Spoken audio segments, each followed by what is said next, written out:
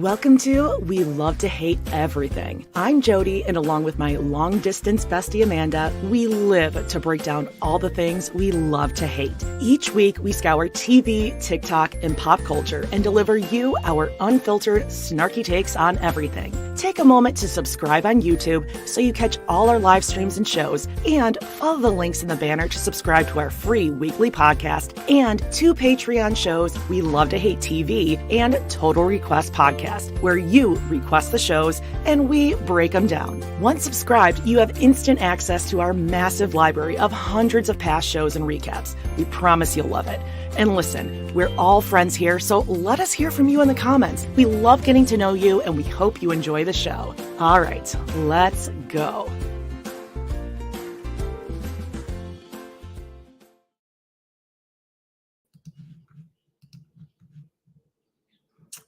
Hello, and welcome to We Love to Hate Everything. I'm Jody. I'm Amanda. Sorry, I was muted there. No, that's right. Look at our princess, our basement wife. Basement wife. You're What is glowing. what is that thing behind you? It just says shit. It says shit. Is it backwards or no? No, it's correct. It's correct. Okay. There's always something different behind you every week. It's like a little. I'm getting it all together. Although my dead orchid that I'm trying to bring back to life. So I'll move that. How is everyone today? Yes, welcome to April. It's my dad's birthday today. Oh my gosh! Happy birthday, Don. Did you fall for any April Fool's tricks yesterday? No, I'm not a big April Fool's fan. Me neither. It's stupid. And it is pretty stupid. I saw some TikTok like gay couple that did like an announcement about how they're breaking up. And it's always tricky when people announce their pregnancies and stuff like, oh, I'm pregnant. That's a really touchy subject. Like, that's not cool because a lot of people are. It's not funny. Yeah. So, how was your weekend? Look at, we're little matchies. We didn't even plan little that. matches. It feels like we haven't done this in forever. Why does it feel like that? Probably because we canned like 5 episodes last week, so it feels like it's been 5 weeks. But what did I do? Yesterday I had my mom and Ron over. I made them penne alla vodka. How did it go? It was great. I was able to eat like 3 bites. I was hungry all day until they got there, and then I just like couldn't eat. But it was good. And then my mom helped me hang my gifts from Auntie Twyla and Uncle Bill. Your tiles. I have a picture of it. Yeah. Here's okay, so like this is like I'm sitting like in that chair up there like that, and then here's the close-up of them. It's like pretty fucking cool, gosh. Yeah, that is cool. Got Carol Channing, Liza, and then RuPaul, which it made me. I was so touched by the fact that they actually like knew that much about me. It is sweet. My relatives like me. Sweet. Yeah, so that happened, and then we watched Everything Everywhere All at Once. And within how was that? Okay, so within 2 minutes, I could tell Daphne was not into this, and like, and it sucks watching a movie with someone that you know is actively hating it. And honestly, like we got through about half of it, and then we stopped to like have like the brownies that my mom made Ghirardelli brownies, and she brought them over from Costco, Amanda. Oh yeah, those are a big hit over there. Yeah, so we paused, and then like I knew that we weren't going to be continuing the movie after that, and I didn't like it either, to be honest. There was way too much happening. Yeah, I couldn't get into it, and I don't know if it's because I had someone who was hating it so much next to me. I don't like nervous that she was gonna like it or not, or you feel pressure. I'm not nervous. I don't care. She's the worst to watch a movie with anyway, because she's up every 5 seconds, like doing something. By the way, I don't like this. I don't like this color. This is better. Ooh, a little too bright. Can we go a little deeper? A little deeper. Deep all the way down. God. Okay, I'm having a bad hair day, but I'm going to try not to be annoying and focus. There. I matched it. Okay, but yeah, so but my mom is like, God, she's like, this is my senses. She's like, there's too much happening here. Like, I can't even like concentrate. And I was like, that's how I felt at that brunch on Saturday. And she's like, everything, everywhere, everyone, all at once. And it's like something clicked in her where she was like, oh, because even while we were eating dinner, she was like, she's like, maybe like, she's like, do you want to like get a job in like the mall or something? Like she sent me like a Bath and Body, just because so I have something. Just to get out. Yes. And she's like, you just need to get out and like see people more. And I'm like, I spend like 10 hours a week like talking to Jody. And she's like, but that's not the same. And she's going back to work soon. And I was like, Mom, you don't get what it's like to be an introvert. Like I don't want to be around people. It like sucks the goddamn life out of me. But she like does not get it. She wants like, she's worried that I'm like depressed because I'm not around people all the time. I'm way more depressed when I'm around people. So, but I think watching the movie, she was able to. I'm getting called out in the comments here. Yeah, I think people are like, Amanda, stop talking about your fucking brownies. We want to hear about Jody. You have any updates you can kind of skirt around? I think I got one off the roster. Really? And just seeing what's out there. Yeah, you having fun still? Really like say much here. Overwhelmed? Yes. Am I overwhelmed? Yeah. Oh, with like seeing people dating or what, or like what's out there? Are you like, is it starting to like weigh on you yet, or are you still like excited? No, like the dopamine is still see what's out there. Yeah, like I definitely am not looking to like jump into anything long term. I mean, I was with the same person for 20 years, so it's kind of nice having my own space and things don't get messed up as much. I know it sounds silly, but I mean, like, hey, if there's someone who I can just like go and do stuff with and have fun, why not? Right? Yeah. Well, good. So that's it. Yeah, I feel like you're on the apps. You're on the apps. You're enjoying them. It's like a TikTok but like totally. And then I get to a point where I'm like, oh God, this is depressing. Like, exactly, I hate this. Jeez. Yeah. That's more what I meant about like being overwhelmed. Because like there would be some points when I was dating where I would just be like, whew, like I need to like breathe for a second. Right. And there's no or there is like a lot of crossover, like the same people on all different stuff. I know that's the most depressing part of it. And then I would go away for like a few years and like date someone, and then I'd come back and it would be like the same people. I'm like, hey, and I'm like, you're still here. Yeah. Okay, so I think from what was like an SNL skit, or there was something where like the thing that every guy has on their profile is fishing. Yeah. Okay, so there's that, but there's also another hiking. One.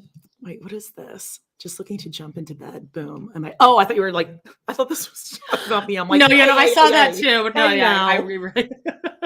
Oh, we got by the way, we got correspondent Jean in the chat. Hello, Jean. Jean, hello. Oh, no reports this week, according to Jean. No, okay. All right. Well, just keep us updated. Our boots on the ground. But I was going to say, those of you who are, I don't know, on the apps, I mean, God, it's a depressing place, but agree with me or disagree that I feel like the new fishing photo is photos from those axe throwing places. It's just a lot of guys standing. Hatchet. Yes, it's a bunch of guys standing next to hatchet bullseyes or whatever. Yeah. And then a lot of Planet Fitness selfies. Oh my God. The thumbs up Planet Fitness akimbo. What's it called? Like the alert, it's like dunk alert or something, or like oh yeah. Dunk? You guys tell somebody us. You tell us. It's something that rhymes with dunk or something. Yeah, alert, hunk alert, dunk alert. Yeah, if someone like drops the weights, or like if someone goes like, oh, like if someone like tries to act too manly. Yeah. Can you imagine that alert actually went off? I was like, I make that walk over and be like, hey, I heard that. No, I'd be the one who would be going, because I make that noise just standing up out of a chair. Lunk alarm. Lunk alarm. Thank you. So stupid. So yeah, a lot of Planet Fitness selfies. I mean, the confidence of an average white or below average white man is, to have 1% of that confidence would be life-changing. I know. Yeah. Oh boy, crabs. But I was going to say the big joke that they all seem to make, like I've seen this at least 5 times, is expert spider killer. Like their secret talents are they're gonna kill the bugs. But however, I agree with that. I think that is what men are on the earth for. I think that is something that women should not have to do, is kill bugs. Yeah, but like one of them saw that joke somewhere and then they all have it in there. And then it's like, ugh. I'm a manly man, king in the castle, king in the castle. Yeah, I had one ask me if I just like, if I need to do something, do I just like go ahead and do it? Or would I like ask him first? Do I believe in like feminine things and masculine things? Like if something needed to be done, would I ask him or would I just do it myself? But didn't you like move a dresser like 2 days postpartum? Oh, well, I mean, like you were always doing the manly stuff. You installed a toilet. Well, there isn't like a manly stuff, but I'm like, what am I supposed to say to that? Like, is there a right or wrong answer? Like, I guess if you're there, I mean, I didn't, but I just, then I ghosted. I mean, I'll be honest. I'm like, no. It's okay. New guys are showing up every day on these apps. Don't worry, Jody. There'll be more out there. More good. Penis photos. It'll ebb and flow. Oh yeah. Let's. I did. Well, never mind. We'll save that for Patreon. Okay. Oh, by the way, bad place to say I did, but okay, whatever. We canned a few episodes for the next few weeks of Sister Wives, but I promise it's all good stuff on there. Yep. We talked about how Inuits send their elderly off. That was shocking. Yeah, I know. That was right, absolutely shocking. But also, in the first week of May, we'll have our episode with Surviving Sister Wives, Corey and Carly. And we're doing the episode where Cody tries to kill Truly. It also starts out with the Janelle 5K, where Robyn comes in and she's like, oh my God, Janelle, I'm so stressed out. I'm so stressed out because you're so fat. And I ordered an extra large by accident, but you're so fat and it's not going to fit. I've been stressed out all night. So that she comes out and looks amazing. And Robyn's wearing a little yellow headband in this, because I watched it the other night. She looks so stupid. And she wasn't able to participate in the 5K because she hurt her back. She got back injury. She worked so hard. Well, she did get that from her handsome woman mother. We did an episode of the mother-in-laws. Yeah, that's coming. Is that next week? This upcoming week, actually, let's get all this let's get all our business out of the way. This week we have, if you want to look down at our scroll down here, we got on Love to Hate TV on Patreon. For TRP tier, we got South Beach Toe. Bernice goes down all the way down. And Sister Wives season 6 episode 10, Polygamist Family Therapy. Another Robyn has a sore tummy in that episode. She can't go to the therapy session. She doesn't like Nancy. She doesn't feel very well. Yeah, Nancy is so aggressive. She's aggressive. Hilarious editing on that. Yeah. And just to get a couple things out of the way, next week is Easter, so we're taking the week off so everyone can celebrate that Christ the families join in the dance of the earth's jubilation. This is the feast of the love of God. So everyone can celebrate Easter. Do you not know that one? No. Oh, here comes Peter Cottontail hopping down the bunny trail. That's Hippity hoppity, really Easter's about, on its way. Yeah, it's about chocolate. So we'll take that off. Then the next week will be on, I guess. But the week of the 20th or like the 22nd or whatever, we won't do an episode on live on the Sunday, but reversing back to that Thursday, we're going to be doing our 3rd annual 420 extravaganza, which I wanted to do live, but I didn't consider the fact that Jody has a real job and probably doesn't want to do that live. I kind of sprung that on Amanda. I'm like, I can't do it live. I have a job. I can't. But we will do it on camera. It'll be on camera, but it'll just be on can't have it like public. Sorry. Sure. Hopefully you guys we might figure out a way to maybe like have it be that you have to like buy tickets or something. I don't know if anyone would even like join us for that. It might be really depressing. We'll figure it out. We will figure it out. But you will be able to watch it. We got some good guests. We got Justine, Carling, I think is Erica doing it? I haven't asked her, but I feel like she'll do it. We got Julie, Justine, Nick, and my good buddy Joan will be joining us. Yeah. Oh boy. Oh boy. And he's like, can you smoke on YouTube? And I was like, yeah, you can do anything on YouTube. Okay. Yeah. So we'll figure it out. We'll figure that out. We have a few weeks to figure that out, and I have nothing else to do during the day. So I'll figure out something. Yeah. So that'll be fun. What else? TRP. I want to talk about TRP. I never log into our TRP Patreon account, but I logged in the other day, and there were all these emails that I had not seen because they're for some reason not getting forwarded. Yeah. Normally it'll push to our email, and it doesn't. But so I saw a whole bunch of suggestions that people had sent. So I wasn't ignoring you. I just honestly never saw them. I was assuming they'd get forwarded. Yeah. So there's a lot of good suggestions on there. And I just wanted to see what you guys think. Maybe in the comments here, what are your guys' favorite TRP episodes? Because I want to get more people like listening to the backlog. We're not making a shit ton of money on TRP. Like, I don't care about that. I just want people to listen to our back episodes because there's some fucking good ones. Hilarious ones. You should be able to scroll and at least see the titles of the things we've done. I know for sure, like right off the top of my head was that, was it Forensic Files? The one with the girl that went to the frat party and they were like oinking them and she had an inappropriate relationship with her father. But and then we did an episode... Maybe? It was something like that, but it was like a wish.com version of like a CSI. And we did an episode of Stephen Asante. We did both the Asante brothers. We did a 2-part. And then we did Margaret. That one. Are you going to Fat Camp? There we go. That is like my all-time. Yeah, that was a fun one. Was the Fat Camp and series. Even if you don't think you care about these episodes, like that doesn't matter. Some of the hilarious jokes got developed throughout these things. We did an episode of Extreme. Diane. Hey guys, we did Extreme Forensics that I was the victim in. No, like Amanda was in. She was an actress. I was like the reenactor. Made $100 off of that. I was the murder victim. Yep. It was amazing. I had to pretend that I was pregnant, and then they had to cover me in blood, and my hair just had corn syrup in it, and then I had to take a shower at somebody else's house, and then I got when you were sitting on the toilet and they had you looking at a pregnancy test, and you're like,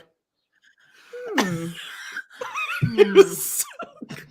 And my husband was like, "Oh, the ferrets, yes, ferrets, oh ferrets, gatherer of stuff." Yes. Ferrets. Oh, will you have enough something? I was just going to say one of our listeners, Amanda, has a ferret, but she's the one that actually said it. Yeah. Oh, Tony's here. Oh, hi, Tony. Oh my God, the Canadian crime show. She's like, oh, I told my rapist that son of a gun, and I was on the. I wanted to just knock him in the nose. Yeah, I was just gonna knock him in the nose up there on the stand. We did an episode of Rescue 911 where the kid gets stuck in the escalator, and that was a hilarious Rescue 911 where he got his tongue stuck to something in the freezer, and they're like, "Ma'am, you need to calm down." He's like, "Oh boy." So guys, check out the backlog. It's $4. Check it out. So anyway, good. So I thought I'd pimp that out. My big thing this week is that I finished my Office rewatch yesterday, and I got some hot takes. Okay, let's hear it. All right, first hot take is that Pam is likable, obviously, before she gets with Jim, right? Sure. Like she's super likable. I love her. Yes. Then in the episode, and here. Another hot take I'll add on to this. Season 8 and 9 are not bad. Like I had some like full like laugh out loud moments in there. Okay. So maybe like give it another.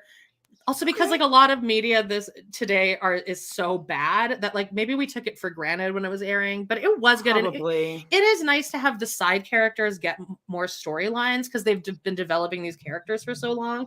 So like there's the whole plot where they go to Florida and stuff. Like it's Nellie is a weird character with the state senator. Right. So good. Like I loved it. And Robert California is awful, but like I found him I laughed a lot. I kind of liked him. He's weird, I'll do a but it rewatch. worked.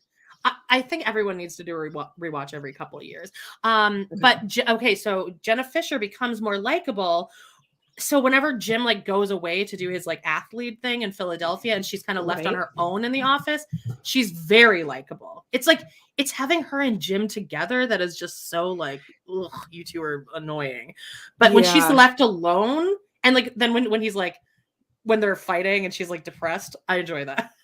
But she's good though. She's like entertaining to watch. So yeah, it's just the her and Jim stuff that really, and when she gets too confident, don't like. Oh yeah, where she's the wife that she's like, he'll have the peas in his steak medium. Yeah, you know, like she's one of those. Just very smug, and that Cece is really turning out to be a little bitch.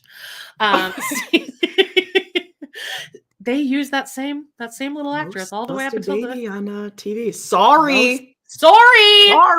Stating a fact. You guys don't get mad at us because she's beautiful now. Yeah. She's a sorry. Baby. It's a fact. Just like Isaac is a sexy baby. Yeah. No, not Isaac. Lincoln. Oh, no, definitely not Isaac. Definitely not Isaac. He was a busted baby. Now. He's grown into his face though. Yeah, for sure. But Lincoln was obviously a sexy baby. Like, you guys, we're not saying we want to fact. Nobody's ever yelled at us for it. So. With but we're just saying. Like, someone Jennifer just joined TRP. Thank you. Love it. Get on over there, guys. The water's nice. I just wanted to say what my biggest laugh was. Like I wrote this down when it happened, and it's such a random little thing, but it's on the episode New Leads, and it's where Michael gets leads delivered, but the salesmen are being dicks because they're like the highest tier now, so they're being dicks to everyone else. So Michael like hides the leads around the office, and they have to like go through. I kind of remember this kind of, and then they end up at the dump afterward because Aaron accidentally throws them out. But Michael sends Jim on like a scavenger hunt. No, like a scavenger hunt. Well, different clues, and just the different series of clues. And one of them, there's a voiceover going, so it's just a voiceover, and then Jim, and one of the he has opened this huge can of canned tomatoes, and he's fishing out this sopping wet lead, like this piece of paper. And then it zooms down to the clue that Michael's written, and it just says, "Now that's Italian." Left. So like the editing of it and the camera timing I pissed my pants laughing. Oh, okay. It's good. So I wanted to ask you, what do you think the worst Office side character is? Because I know what mine is. Oh, wow. I mean, Robert California, but on a rewatch though, he's not. Yeah, that's what you're saying. He's doing maybe something. Kathy Bates. That's who mine is. She is awful. Yeah, I get it. They had to try some things. They had to take some risks, right? Yeah. I think it's just that every time she'd enter, she'd have something to say about like her dogs like humping each other or her dogs sniffing people's balls and stuff. I'm like, hey, relax. Yeah. She was too much. Listen, everyone's agreeing with you too that it was a really great episode. Yeah, and that was like late season, like late Michael. Like he was leaving in like a next season or whatever.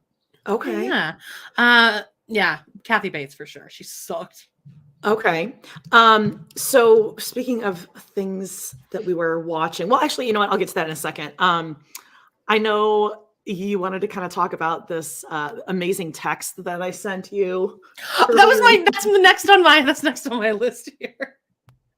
Oh, go ahead. Go ahead. You did it to me the other day too. You wrote, "Don't be mad at me." Oh, okay. Well, no, because you need to just start 15 minutes later. I think it was just Monday morning or something. I just texted. Were you like teeing to yourself as you did this? Yeah. I just texted, "Hi." No period or anything, just hi. Nope. Justine does that shit to me all the time. And immediately I saw like the 3 dots typing.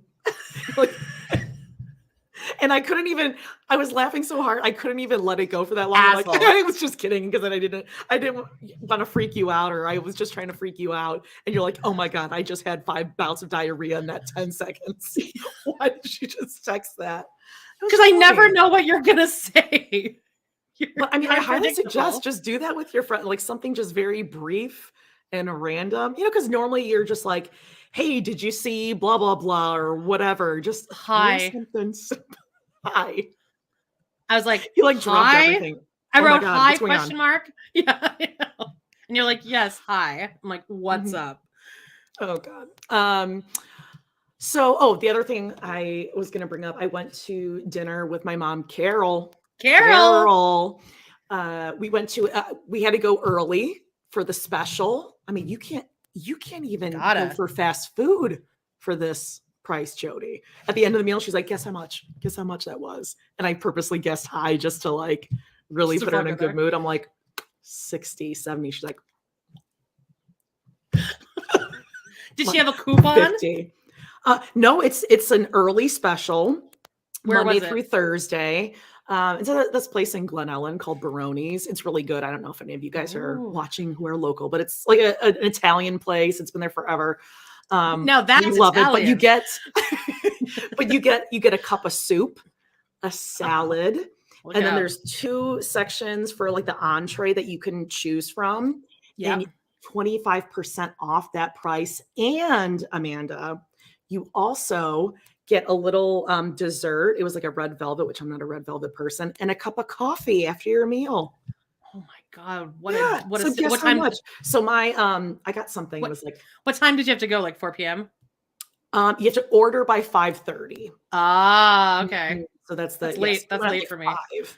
We ate Girl was like, gosh, I mean, she was looking at that watch. So like my I got like some sort of pasta thing with like olive oil and vegetables and shrimp and scallops, $17.95 at minus 25% off, plus a soup, a salad, a little dessert thing. Unreal. Carol kept asking for extra bread so she could take it home. Yeah, that's what you got to do. Take some. Just wrap it. You gotta just take it. You don't want any bread? I'm like, I'm good. Good. Just take it. Just take some more bread. We'll just ask the guy. Me and my friends used to always steal wine glasses from Olive Garden. Oh no, I'm not going to steal it from here. I'm not going to steal it. But I had a friend that worked at Olive Garden, and she's like, yeah, I know everyone does that. She's like, that's like, we know, we're aware. Okay. I was just going to say, but I found out, and those of you may want to check on your older parents or loved ones, because during dinner, Carol's like, because I got like a text message on my watch. She's like, check my thing, because it was ringing. It never used to ring, and I was at Tina. She went to the Broadway show Tina. She can't stop talking about it. She's going to put the playbill in my mailbox. Oh, she gave me a whole rundown. She had to pay all of her money to him, even though he was abusive, Jody. I mean, it was a whole thing. What is this? It's a Tina Turner. Tina Turner. Show. Okay, gotcha. Okay. Yes. Who are you? Okay. Like, I don't know. Okay. I was thinking of some white bitch in Connecticut or something. Okay, well, she said her watch started making some noise during Tina, and she just had to cover it up. She's like, I don't know what it was doing. So like, go to the app on her phone, whatever. Okay, well, long story short, she must have been accidentally for like a week now been pressing the side of her Apple Watch. And those of you who are Apple Watch people will know that is the EMS alarm. Like if you press it, it'll say like, are you having a medical emergency? Oh yeah. Okay. Yeah. And I was like, yeah, there's a side button. If you press that, it'll give you the option like cancel, turn it off, emergency. And she goes, oh, okay. Well, that makes sense. I'm like, why?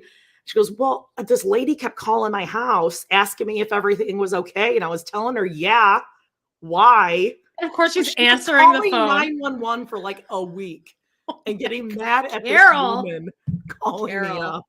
I'm like, oh my God. She's like, well, someone should tell you if you want this or not. Okay, Tony. Jody, Tony's like the astrologer. It's amazing. I love astrology. Okay. I don't know. What's my Your birthday was what? March 23rd? March 23rd, 1983. Yep. Okay. Do you know what time your birth is? 4:35 p.m.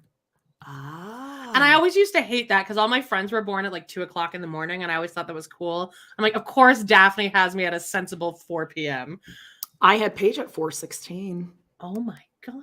I had Charlie at 1:56 because I made a bet that he was going to be born by 2. So I held out, and then I was just like, ooh. yeah, held that thing in. Popped right out. So anyway, that was a fun story. Can we mention early bird specials and older people and their technology? Did you get caught up with Love is Blind? I did. I have a picture here. So let's put the brand up. There we go. 4:35 Calgary time, Tony. Calgary, Tony. I think Edmonton is the same time though. Okay, yes. So what are we thinking? I think what's her name? Jacqueline? Jackie? Jacquelina. She wants a bad boy. Like, it took me 5 seconds of watching her with Marshall. I'm like, oh, okay, so she likes drama. She likes the push and pull. She doesn't want like a nice, good guy. That's what he made. Wow. Yeah, I know. She needs a lot of therapy too, I think, before she can be in a long-term relationship.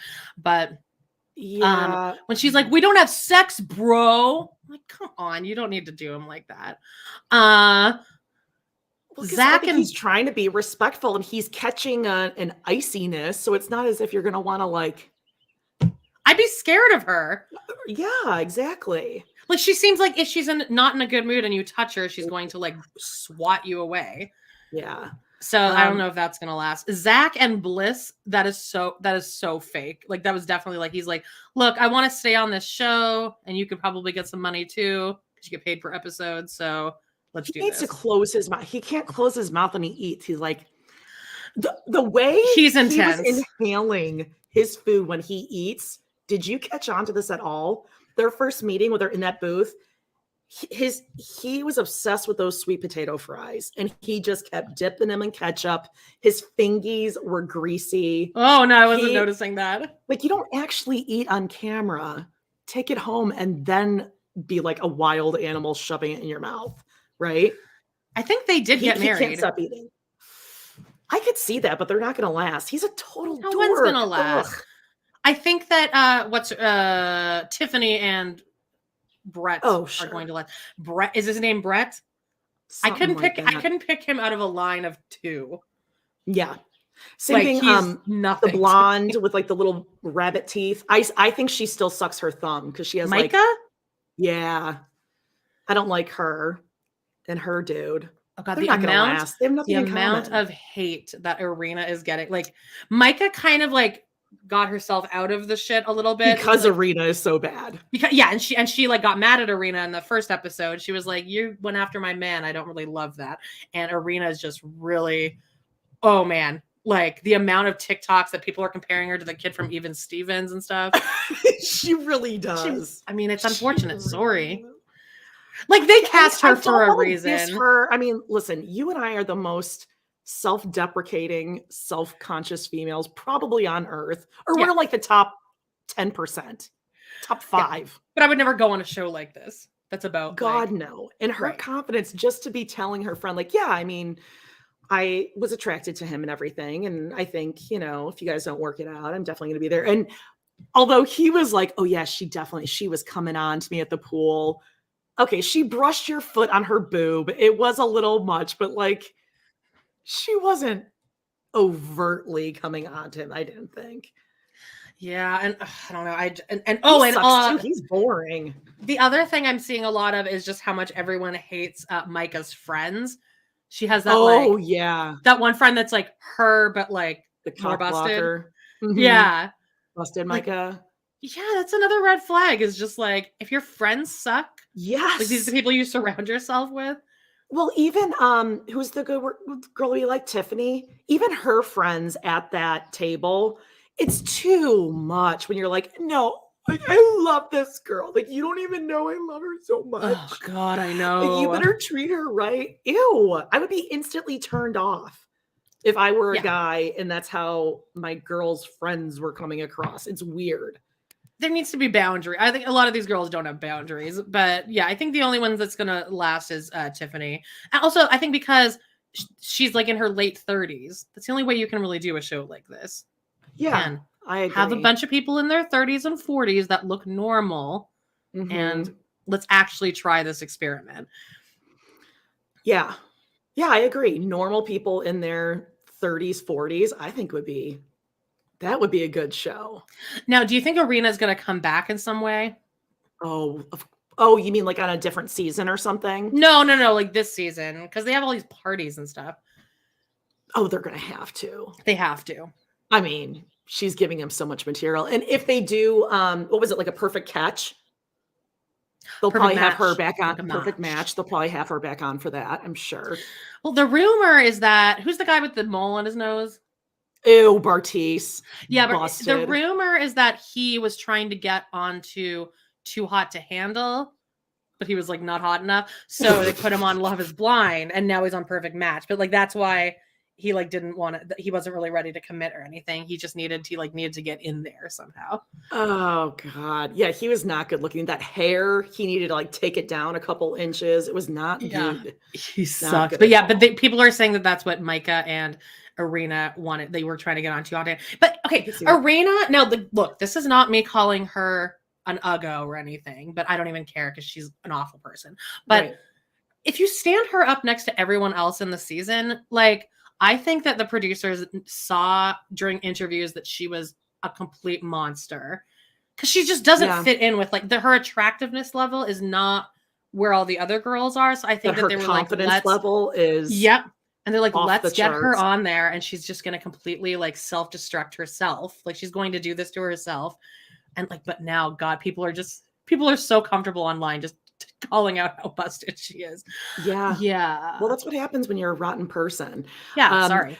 Joe in Salt Lake City is talking about how Nick Lachey is really short. Yeah, I've heard that. And I think I've seen some TikToks where he's standing on a box next to Vanessa. Oh, well, he was he arrested or he's doing anger management or something now?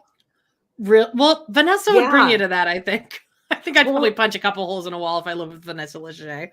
Oh God, right. Now, I kind of think this is a publicity thing because it was something like they were leaving some LA hotspot where it's like one of those restaurants where you go to be seen. Right, and then what's her name? Vanessa said something like, oh no, you're not going to let him do that or something like that. And then Nick was like, what are you doing, bro? And then all of a sudden he's doing anger management. I think this is to like toughen his image because Vanessa has made him look like she emasculates him so much. Yeah. And hey, you and I love a man being emasculated. Nothing but Vanessa's just annoying and she sucks. She's awful. The reunion is like really what we want to tune in for all of these fucking reality shows. But like can he just do it himself? Where she'll like put her hand on his leg and she's like, let me tell you, ladies, when this is my man. Yeah. Like you can have him. Good. Yeah. I like Nick Lachey. Okay. So fine. Oh, actually, we did an episode of Newlyweds on Total Request podcast. They're moving a dresser. Moving the couch. Yeah, the couch over the balcony. Yep. It was horrifying. Mm-hmm. Okay, so there's that. I did watch this. I could not. Okay. Oh, I didn't mean to make that a full overlay. No, but Seeking good. Brother Husband. I tried. I could not. It could not hold my attention. I was really stoned by the end of last night, so I couldn't focus on it. But I don't buy this. Speaking of emasculating men, I just do not believe that any man would allow this to happen because I think men are so worried about looking emasculating, and this is this is the most emasculating thing you could do to a man is force him to it's like they're all just cuckolds. They're all just being cucked. Yeah, I think I don't know. I mean, I know why they did it because Seeking Sister Wife was, that's a great one. It's great. But this it does feel too cooked. It's just too cooked up and it was just gross. I don't know. I watched the first episode. I may watch a second, but I don't know why. It just didn't. Yeah. It didn't do it for me. The couple with tiger or lion with the contacts. Yeah. It was physically uncomfortable to look at him because it was just this weird contact. I feel like it hurt. And then the Christian couple with the husband who's a massage therapist. And then the ex-boyfriend or ex-husband comes back and they have soup. They're gonna have some taco soup. I just want to say one of our listeners here is named Meri's hilarious BFF Jen. Oh, hilarious. Speaking of, did you see the video? I saw the video, and also, did you know that it was Jen's birthday and she just turned 40. Wow. My age. I am the same exact age as Meri's hilarious BFF, Jen. Okay. I don't like that story, babe. I will play a little bit here. This is so fun. It's really they're having a Meri looks really sober. Meri does not know the words, nor does Jen. Hey.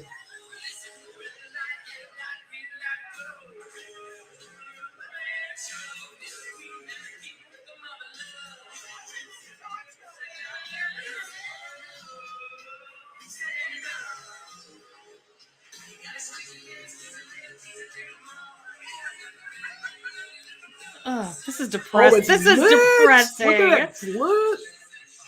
Oh my god, there's like 25 people there. And it's just people like middle-aged people dancing. That band though. Yeah. This is my worst nightmare. Oh god. Oh god. Oh, here's Jen. Jen's so funny. She's having so much fun. She doesn't know the words. Okay. One guy. Oh, there's Meri. Peace. Peace and love. Peace and love. Okay. All right. Is that not like the most uncomfortable thing I was distracted. I was distracted by all of that because are you wearing acrylics? Are you Robyn Brown today? Gels. There's a whole system because my nails they're thin and they peel. So I can see you being a girl that bruises easily and that has thin nails. I do. No, so the lady at the nail salon, because I was getting no chip, but she's like, no, you need to do like a thing. So the whole point is to like grow my nail out so that it's strong. Okay. Well, they look good, Robyn. Whole process. But the difference between you and Robyn is that you paid for that with your own money. Oh, right. Yes, you have a job. An actual French, and I'm going to wait like a month until they all fall off, and I'll be like, sorry, I messed up. See, when the few times I've gotten acrylics, I just like one will break, and then I just peel them all off, and then my nails are just fucked. Well, you're not supposed to do that. This is gel. Have you ever had acrylics? It's like not great. Way back, I think when I got married or something, but. This is, sorry. Yeah, I'm just looking at all your comments here. Yeah, it's so uncomfortable. I have a feeling that was probably like a LuLaRoe incentive party because it said prom. So it was so depressing. It was we're so cool. Like, I feel like we're not that. We're not middle-aged. Like, we are middle-aged, but like we're not that level of middle-aged. Those people have given up. Doing that's going to be in like my friend's basement when we're wasted or something. I mean, like no one is taking out their phones right now, right? If that was a video of like my birthday party, I would need it to be like, I'd have a theme probably, but I would have a video of me like singing along to every word of The Sign by Ace of Base. That would be and I would be rocking it the fuck out. That's I got a new life. So many years I wonder who you are. That's a banger. Hey, listen. It is. There's quite a few of us thin nail girls out there that bruise easily. So everyone take it easy, okay? My nails are thick. Really? Oh, yeah. I mean, I've tried super thick. I've tried biotin and all that kind of stuff, but But I have no eyebrows. Pregnancy will do great things for your hair and your nails, but then once you pop that baby out, the hair just sounds falls terrible. Out. And then you're stuck with a baby. Okay. Is that one of your CVS Pharmacy? Do you guys want me to take this call? Maybe. Quite a life here. I guess we should touch on this. This Adnan thing. What is going on? Go away, Hayes brother. Go away. Go away. I mean, I hate to say that because she seriously, go away. Everything. So for those of you who don't know, you're done. It's done. Go away. He didn't fucking do it. Yeah. So Adnan's what do you call it? Acquittal, release, whatever. Technically, they shouldn't have done that because Hayes' family wasn't made aware and they should have been able to be there. But Your nails are thick. How's it feel to be God's favorite? Exactly. She's got the perfect skin and oh no, I love my life. I feel voice. great about myself every day. I just look at myself in the mirror every day and tell myself how much like, you look good, girl. You're gorgeous. Can you imagine just going at the gym after you've worked out, or even before, and take a photo of yourself in the mirror and post it? Or how about like, oh, I'm running out the door. I need to grab something to put on. And you just grab something out of your closet and it's going to fit and look fine. You just throw it together. Not 37 outfits later and you're in a full body sweat and you're like, I guess I have to go now. This is fine. I guess my fat's just going to be billowing over the top. Yeah, this is just what I'm going to look like today. Right. Mona Reiki in the chat. Oh, Mona. Yeah, she says milk makes my nails strong. Good advice from Mona Reiki. Sorry. Go ahead. I don't think they're going to like put him back in prison though. I think they said they're going to like leave him out. It's a technicality thing, but still, I mean, there are two like legitimate suspects though now. Like, don't you understand that, Hayes brother, that there are two actual suspects that are like way more legitimate than Adnan ever was? Like, don't you want that? He just wants someone sitting in jail. He just wants someone being taking the heat for this. But like at a certain point, like I hate you. Of course, I feel bad that your sister was murdered. Of course. Right. But like, but he didn't do it. He didn't do it. There's no evidence for it. You just it's becoming vindictive at this point. Mm-hmm. So fuck off. Yeah. Okay. So I have a party question, and then maybe we do some Instagram. I have a party question as well. Yeah. No, I have a party question ish, but you go first. Okay. So mine is, I almost pulled up this photo on accident. This is Amanda. Brown hair, green vest. Cheers. My character's name. It's my character's name. Active. Okay. So this is just kind of like a random one, but I am interested to hear what you would say. All right. Party question. If you were placed in a room with everything you ever lost in your life, not people, just things. Yeah. What is the first thing you would look for? Probably that Doughboy shirt. Or my Ya Fine sweater that I just recently lost. Gone. I think Daphne might be taking it. Like, she doesn't like your oversized items, so she's just sneaking them out. She doesn't like the podcast. Is a real klepto. I can't take the swearing, Auntie Debbie. I can't take the swearing. I curse too much. I haven't really lost that. You know what? No, you know what it would be? My Carling made me when I was leaving for college, and it was my 18th birthday.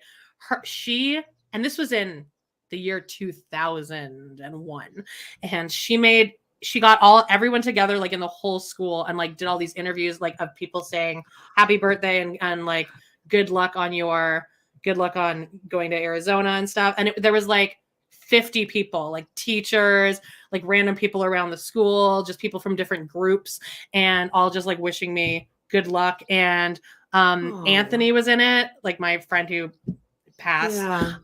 So that, and then they had to like take it into like the computer lab, like the AV club, which was like brand new at the mash school. It all together and like edit it. Carly said it took like forever, and then it was on a single VHS tape, and I don't know where it went. I carried it with me for like a few years, and then I just lost it. But like, and I'll never get it back. And it was the coolest thing ever, and like everyone was young, like we were all like 18. So probably that. What would yours be? Yeah, mine are 2 rings. I was probably like 6th, 7th, 8th grade for Christmas. My mom got me a gold ring, and it was like a bow, where like the bow kind of came up. And it's not that I necessarily loved the ring, but I remember I took it off at volleyball practice and put it on like one of the lunch tables. And I forgot to pick it up, and I never told my mom. And thank God she never asked. I mean, like as a kid, like, oh yeah, that shit, it was on my mind for like 3 years straight that she's going to ask. And I still, like, to this day, I don't know what happened to it. I would look on the gym floor and in the garbage and in the back room for years to figure out. I lost a mood ring at the pool when I was a teenager that I had just bought like 2 days earlier. It had like an eyeball on it.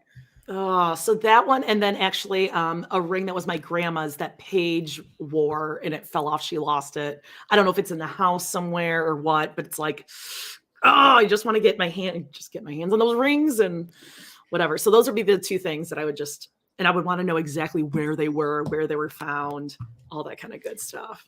Jamie's in the chat. Hey, Jamie Saul, long time listener of Love Teen Mom. She's back, baby. You guys are hilarious. All these comments. Said my virginity. Okay. Yeah. All right, I have something that's piggybacking onto toilet dreams, which really blew up. If you remember, you've never had a toilet dream, but several people have. Now, here's another dream, a recurring dream that I have. Okay, that I'm sure is anxiety ridden. I'm sure you don't have these either, but it'll be a recurring dream where I live in a crawl space. Where that's my new home. In a crawl space or a not even a basement, a crawl space, Ariel Castro style. No, it's not it's almost like Kevin's attic in Home Alone. Oh, but well, I love in a that crawl attic. space. It's nice, but you're in a crawl space. Ooh. and it's just, and you're and you just, there's something uneasy about it, but you're you live there. Are you trapped? Is someone holding you hostage? No, you're not trapped, but it's you're I live here now, but something doesn't feel right about it. And you don't feel crawl spaces are never comfortable. There's always something kind of haunted feeling about them. And in the dream, I'm I don't want to live here, but I do live there. I'm just kind of dealing with it. Does anyone else have these? You never had that? No. And I'm not trapped, but I live there. And this is my life, and I live in a crawl space, and it's just I would love to look that up in a dream journal, dream. And it's recurring. It's got to be something you're feeling trapped or confined. Oh yeah, I'm sure it might have to do with my crippling anxiety, but I do not know. I do not know. Wow. Yeah, the high school dreams. I think everyone has those. They're just you have one last test to take, but you never went to class the whole semester. Yeah, mine isn't that. Mine's always my locker combination. I'm getting to school. Oh, yeah. Oh my God, I forgot my locker combination. Okay, I'm going to have to go to the front office. I'm going to have to ask for my locker combination. I'm going to be late for class. Let's see. I don't see Latrice. Is that because Jody finally convinced you to take her to the shelter and have her euthanized? Yeah, absolutely. So we got a review. Or did someone? It was a comment, I think. I think it was a comment on YouTube. Because you were Latrice batted at you and scratched you last week. I had scratches all over my arm. Jokingly, okay, put her down. And man. I'll try to get her in here. Yeah, Amanda got something. They're I can't believe you even speak to that girl, Jody, who wants you to kill all your pets. I'm just playing sound so that she'll come. Treasy. No one else is troubled by this at all. I'm the only one that finds this. She'll come. Oh, that sounds awful. Sorry. It's cute. There you go. That's cute. But all the cute little kid TikTok videos are not cute that I send you. Oh, by the way, what's the inside of my ear? That tone. Well, don't know what to tell you. Well, anyway, summer's on its way, Jody, and surf's up. No. I already know it's surf's up. Oh my God, this is ridiculous. Latrice is here, by the way. Too far. Surf's up. Look at this. There's two different pictures. Look at that. How big is that thing? I don't know. I am not looking at this. I sent this to our girl group chat, but without you in it, because I was giggling so hard. I'm here's a preview of the next week's Howie picture. Can you describe what's happening here? Out there? Is there anyone out there? Get this. This is insane. This is insanity. This is animal abuse. This is animal abuse.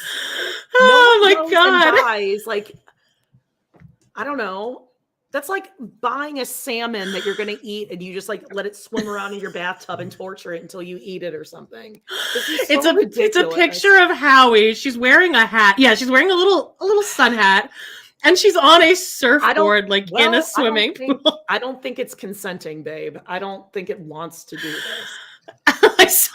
I watched a video the other day of her walking on a leash. And somebody wrote, "Why do you have her on the leash?" And then the owner wrote back, "So that she doesn't run into the street or fall down a storm drain." Okay, cool. Wow. Wow. But look, it works. Latrice is here. Look at that. Look at that. Okay. I'm just telling you to be careful. Look at the screen, please. It's a word, but I'm just telling you to be careful. Thank you, Danielle. This is animal abuse. Somebody told me about because of Howie and her popularity. People were talking about there's this lobster on YouTube named Leon the Lobster that this guy bought out of saved from a grocery store. Yeah. This is what I'm saying. People are obsessed with this lobster. But it's cool to watch. I actually can't watch it because it makes me too sad. But this lobster, the way it's thriving now, it went from being really depressed and now it's loving its life. He built it this huge fucking tank and everyone's obsessed with Leon the Lobster. Loving its life? How do you Because know? it turned a different color and when he first bought it, it was just didn't move. And now it's walking around and snappies. He has fish friends that he lives with. Okay. I don't think that's supposed to happen, though. No, it's probably not. I think SJ says hi, Schmuggle. Making large animals live in a zoo, right? Oh, well, love it. Well, how do you know? Look at this. Leslie says, yes, Leon. People know this. Oh, it's Leon is the name of the... Leon the Lobster, yeah. I mean, look at this. See, this is what I mean. This is going to catch on. People are going to start doing things. People are hatching eggs from the grocery store. I mean,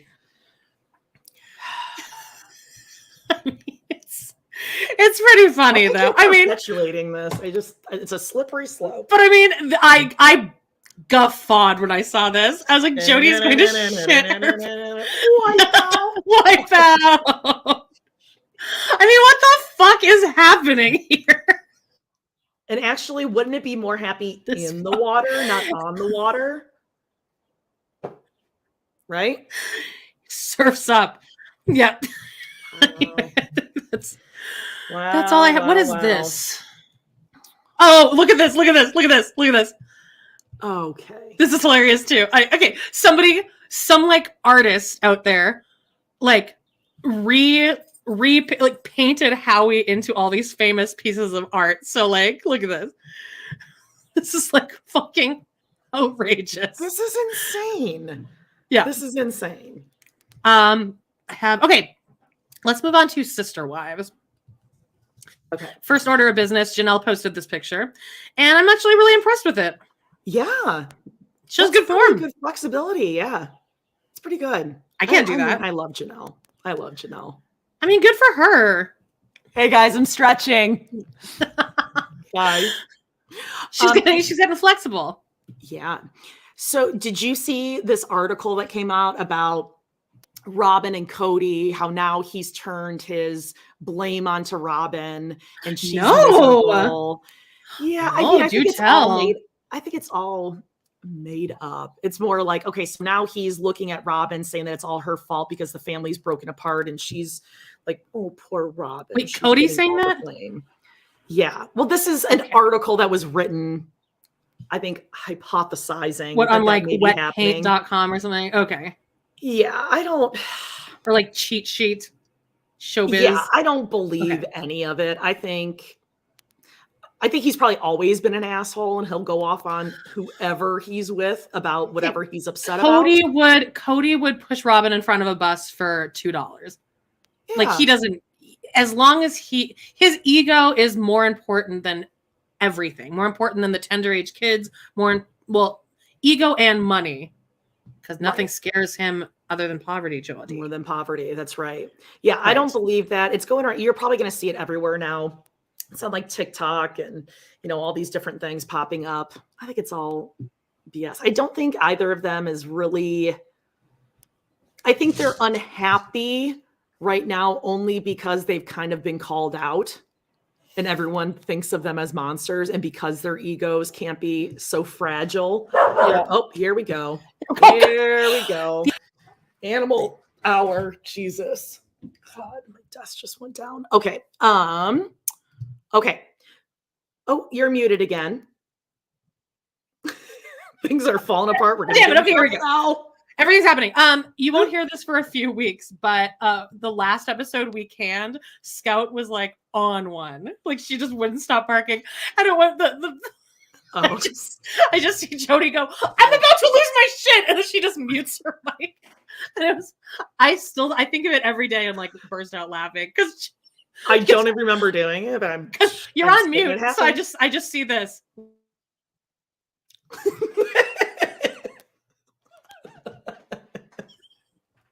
Swear to God. I'm about to lose my shit, mute. Could not stop laughing. She needs the warmer weather. She's got to get outside and spread her little leggies. Do you want to get on the gram? I'll do Robyn. Okay. Whoops! I went to TikTok. I went to TikTok by accident. Went back to cats meowing. Did you see how Latrice came immediately when she heard the Kates? Is George still alive anywhere? Or? Yeah, he's fine. He's good. Okay. Kody Brown. Yes. Okay. Kody. Okay.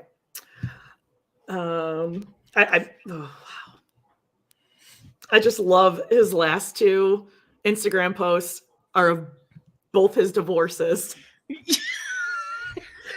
With just a different color. Yeah. Do you think he'll announce Janelle's? Or he still thinks that he can get her back, probably. Wait, how are there's only one comment under that? What? Under Kody's, there's only one. It says, "Hey Kody, Christina's in love, LOL." And that's the only comment. How did that happen? Under the Janelle post? Under Kody Brown. Okay, but under which post? Wait. How is there only like one comment under these? Am I on the wrong one? It's maybe Kody Brown _ right? Or no? Guys. I mean, it'll come up. I mean, he's not. Don't look for a blue check mark because you don't got it. Yeah, no, it's not. Kody. You go look Kody and tell me. It's just Kody Brown. There's no underscore. Oh, someone tricked me. Oh, Michael. No, it's just Kody Brown. You got it. There you go. Someone was playing with me here. Okay. All right. So, do you want to go first, or you want me to go sure. First? Let's see. Okay. All right. So this is 211 weeks ago. She posted, "Let everything you do be done in love." Of course, 1 Corinthians 16:14. Love will save the day. God is good. Love one another. 11,542 comments. We got 7 hours ago. Ugly Face Girl wrote, "I am glad you stopped filling in your brows, and I gotta hand it to you. You're one of the best manipulators, gold diggers I've ever seen." And then 6 cry laughing emojis. I knew you were going to sell that house when you bought it. That was a smart way to get the other wives to build your net worth, since your name is in Cody's is the only ones on the deed. Good game. What else can I say? Laughing cry emoji. I can't wait till you leave Kody and take all his money and send him to live with Meri at the B&B. Laughing cry emoji, laughing cry emoji, laughing cry emoji. Clap, clap, clap, clap, clap, clap. Well played, calm and collected. And as I scroll down, you guys, the next one is Jody. The next one. Hope you're looking forward to living in a trailer, Robyn. Hi, Jody and Amanda. Then the next one is from Heather Lacey that says, "Pass the gas." Gas emoji. Hi, Jody and Amanda.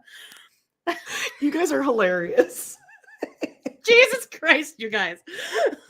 Okay, I'm going to go to the second or third post he's got here. Hippie Chica wrote, "Husband to one Kody. Change your profile." Hot take. Hot take. You are the worst human on earth, and the same are your wife. See, people get too worked up. People get too worked up, and then you need to proofread before you press enter. It's not as powerful. Let's see. So then we have our latest one. Ooh, 6 weeks ago, 11 weeks ago. You're disgusting. The way you treated Christine makes me sick to my stomach. Saying you held her hand and kissed her, not because you loved her, but because it was your duty. And you're angry for her wanting to leave. Christine deserves so much more. I'm happy she left. You should search deep within yourself and find it to apologize. She treated you with grace and that you wouldn't even know where to find if someone handed it to you. So how does it feel to have that whiny, complaining man baby, aka Cody, all to yourself now? She had to specify that. Yeah. Why don't you sell off one of your sins, aka Brianna and Aurora, to Cody? That way your messed up ideals stay in the family. Green face emoji, puke, puke, puke, puke, puke. I don't think that he wants to actually date Brianna and Aurora, so calm down. But it's just funny. Okay. This one just says, ew, with a throw up mouth. But I feel like those are the ones that Cody hates the most. That go after like his looks. How about this one? Nah. That's it. That's good. Nah. LMAO. I'd rather watch pigs fucking. I think I read that one a few weeks ago. Yeah. Wait, hold on. We got a comment from Laura Lee here. Did we already? Yeah, I just saw that. I didn't know that. I didn't know that either. Oh, that's terrible. I'm sure she'll spin it that she's a victim somehow in this. Her tender age children. She probably won't let them go see him. They might catch the cancer. Oh, absolutely. Peace and love, Kody Brown. You ready for the book? Oh, I'm ready for that book. All right, I'm going to put on, you already have your yeah, I just put my little Christine headband on my trusted Janelle. Yeah, Meri's wet bar / Brianna. Brianna, are you the one that suggested I think she's the one that suggested South Beach Toe or whatever, the TRP episode we're doing. With Bernice. Bernice goes down. Okay. So we were on Christine's chapter. Yeah. Mm-hmm. And I think we left off with her saying she had grown up in a large family, and now they were going to be having children.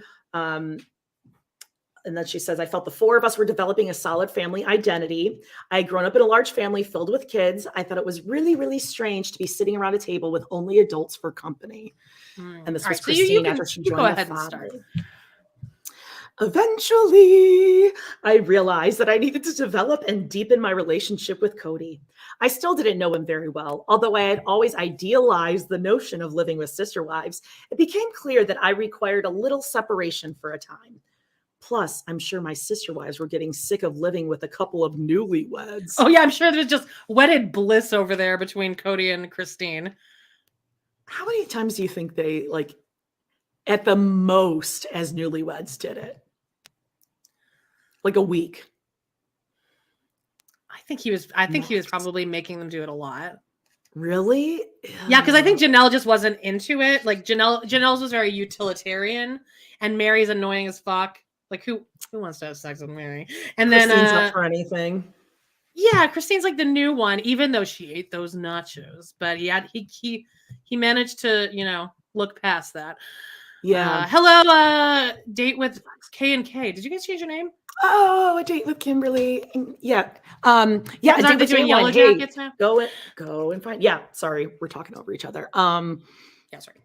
Yeah. No, we get all excited when we see friends in the chat. Okay. So Christine got her own cottage. I loved that cottage. Cody and I needed some time together in our own world. We'd barely had a moment alone since we were married. 3 months into our marriage, I became pregnant. Between my insecurities and my hormones, I was a wreck. And her what? Hormones. Thank you.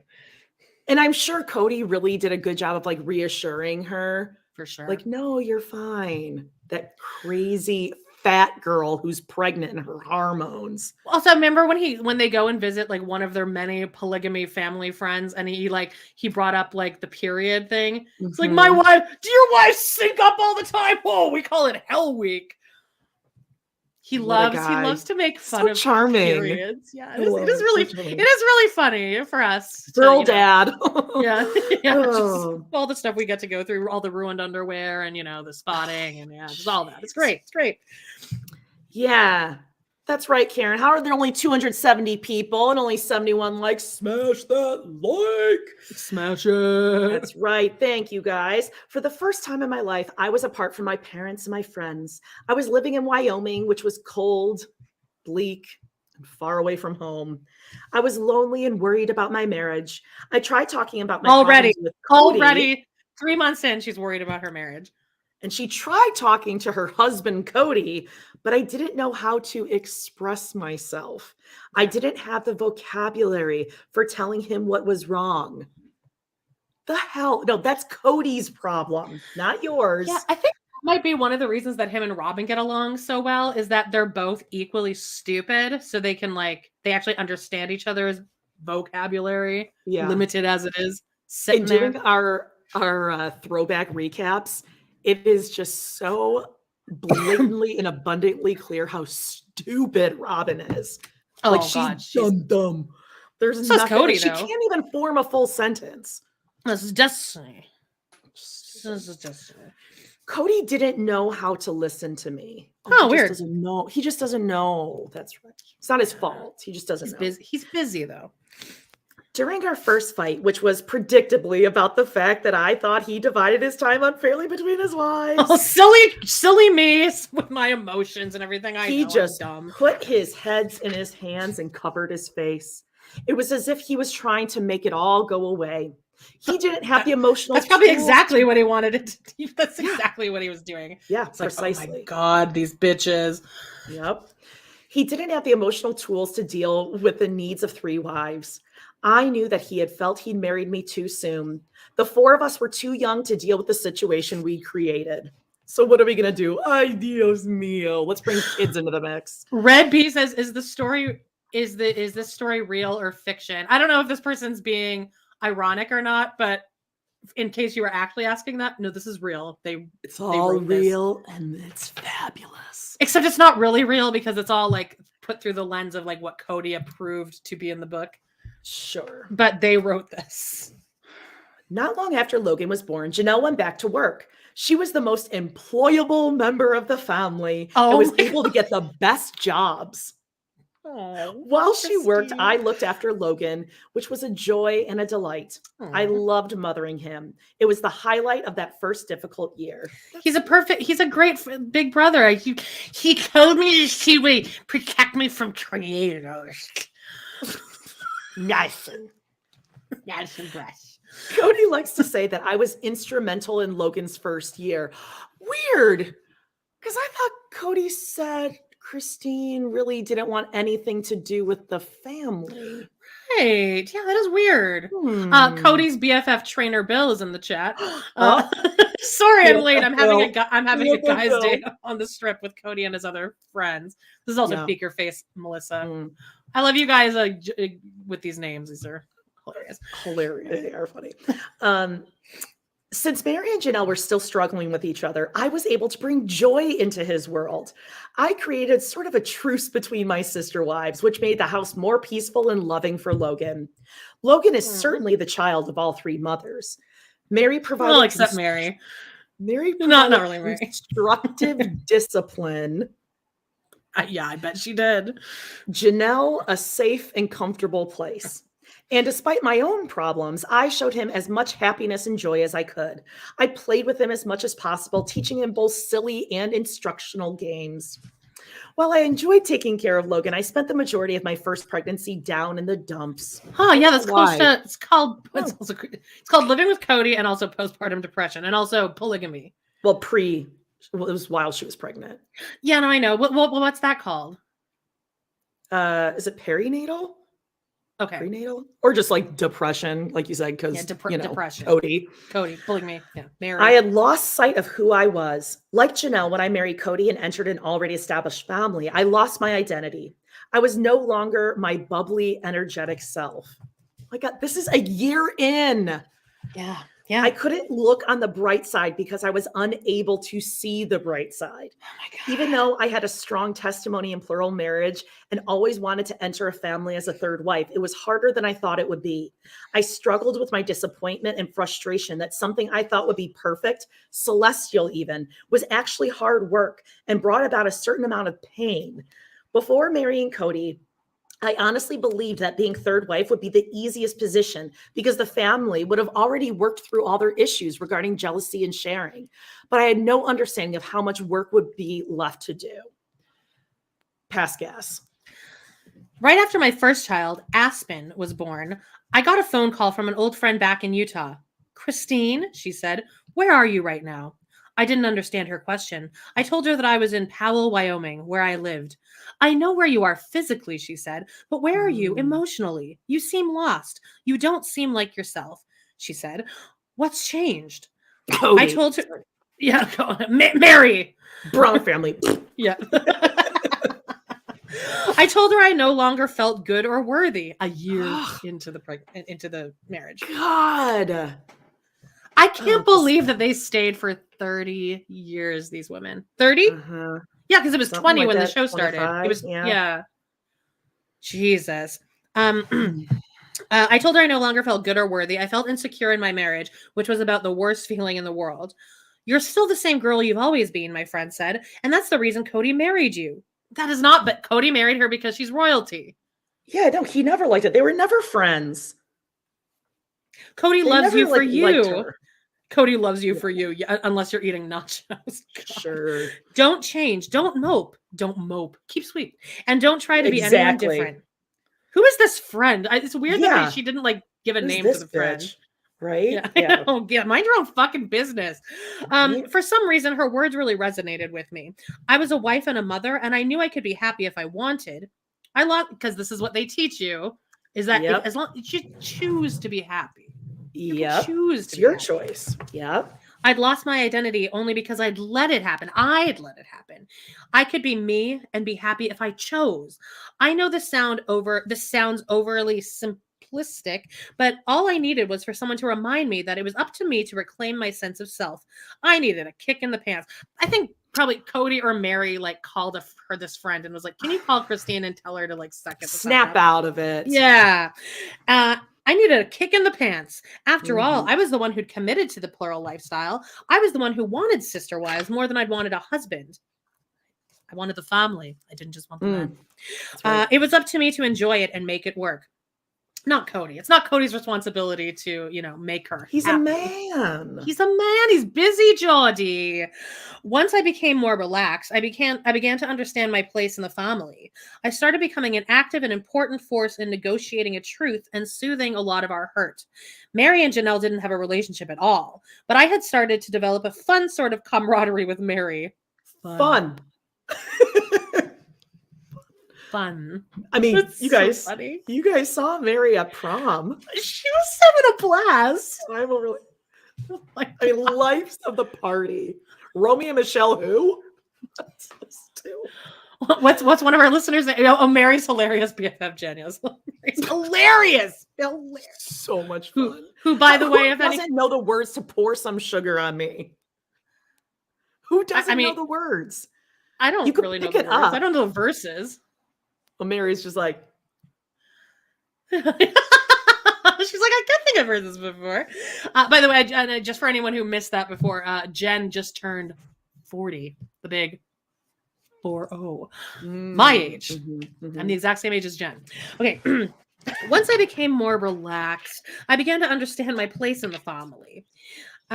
This week on Patreon will be lit. Can't wait. Okay. Oh, yeah. Once I became more relaxed, I began to understand my place in the family. I started becoming an active and important... Oh, sorry, I already did this. Meri and Janelle didn't have a relate... Okay, sorry. Fun sort of camaraderie with Meri. Here we go. In addition to this, I was able to talk to Janelle about her interests and concerns, like money and how we don't have any. I'd always idealized the nature of sister wives. I had expected that they would be my best friends. After that first troubling year, I realized that friendships aren't instantaneous. If you want someone to be your best friend, you have to work on the relationship. Over time, I was able to forge close friendships with Meri and Janelle. Meri became my best friend. That's interesting. Oof. Janelle and I grew extremely close, but since she is more reserved than either Meri or me, our friendship is slightly less dynamic and more practical, which doesn't mean I love her any less than I do my other sister wives. After Aspen was born, I started to benefit from the sister wife experience I'd always hoped for. Aspen was the first girl and a true delight. She helped restore my sense of happiness and joy. I was a mother and a wife, equally important as my sister was. Once I'd given birth, I began to lose a tremendous amount of weight. What's that like? Huh. Losing weight? Losing weight. How does that happen? I don't know. I don't think it does. I think she's lying. I guess my puppy fat was ready to melt off with the pregnancy pounds. Although I have to admit, I am the cutest pregnant woman in the world. Oh, love that, Christine. That is cute. One day after I'd slimmed down, Cody, Janelle, and I were out shopping. We were in a clothing store where everything was far out of our price range. Then why are you there? Oh, let me guess. Cody needed some clothes for himself. He needed like another button down to like carry the pocket strings. So she's going. Money was really tight then. No. Oh, in brackets, it often is in our family. No shit. Say. Yeah. What? Ay, Dios mío. I don't think we've ever seen a season where they're like comfortable with money. No. Right? Never. They're like driving to. I mean, Cody always has a newly leased car, but that's, Oh, it's nothing. He 70,000. Easy. Oh, wait, he doesn't have it. Was for his cameos. Forgot about that. Peace and love. Money was really tight. It often is in our family. We may have been married and had kids, but we were as financially secure as a group of teenagers. I was looking around the store and I found this white fringe outfit that I just had to try on, Cody. Oh, I love this. What is this losing weight that you speak of? When I came out of the dressing room, Janelle said, "Christine, you have to buy that." Bye. All right. Probably because I had fringe, and Janelle's like, I like that. Kind of like a cowboy. I lived in a teepee one time. I protested that it was too expensive. The outfit cost $100, Geordie, which is more than any of us had ever spent on anything besides rent in our life. It was ridiculous, but I thought I looked pretty cute in it. And Janelle and Cody clearly agreed. I don't care, Cody said. I'm buying that for you. Janelle, hand me the card. Exactly. Janelle, hand it over. Absolutely. As he grabs her purse. Like his hand just goes like, I'm buying it. She's like still attached to the purse as he's pulling it. Moments like this, away from the duties of my family life, proved to me that the possibility of a fun and tranquil plural family was indeed within our reach. What? So they had this fun little experience. What's missing from this factor here that probably made it more fun than it would have been? Meri. Mary's not there. Also, I love this comment. The white fringe can't buy me love. That is exactly what I was thinking of in my head, was the suede fringe outfit. Have you ever seen Can't Buy Me Love? It's got a young Sabrina the Teenage Witch? Brendan Fraser? No. What am I thinking of? McDreamy on Grey's Anatomy. Okay, Dempsey? Yeah. Patrick Dempsey. Yeah. Who's the girl? Is it Jennifer Aniston? No, it's a blonde girl. She was kind of popular at the time. I don't know her name or whatever, but great, like 80s movie. Great. Yes, that's so funny. That's exactly the outfit I was thinking of. And the red wine gets spilled on it. So good. Like, remember that? I'm sure I've told this story, but when Brad was about to leave for his job at like an upscale dining, and he was wearing a white shirt, and I was drinking red wine, and he's like, be careful with that wine glass, and I was like, and then I did spill it by accident, and he was so pissed. I would hate you. It was pretty funny though. It was pretty funny.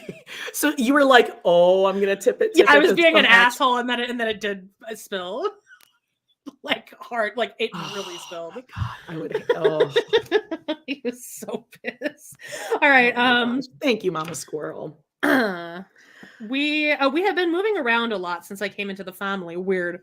I had my own place for a while, as did Janelle, but for financial reasons, right after Aspen was born, we had all moved back into one house.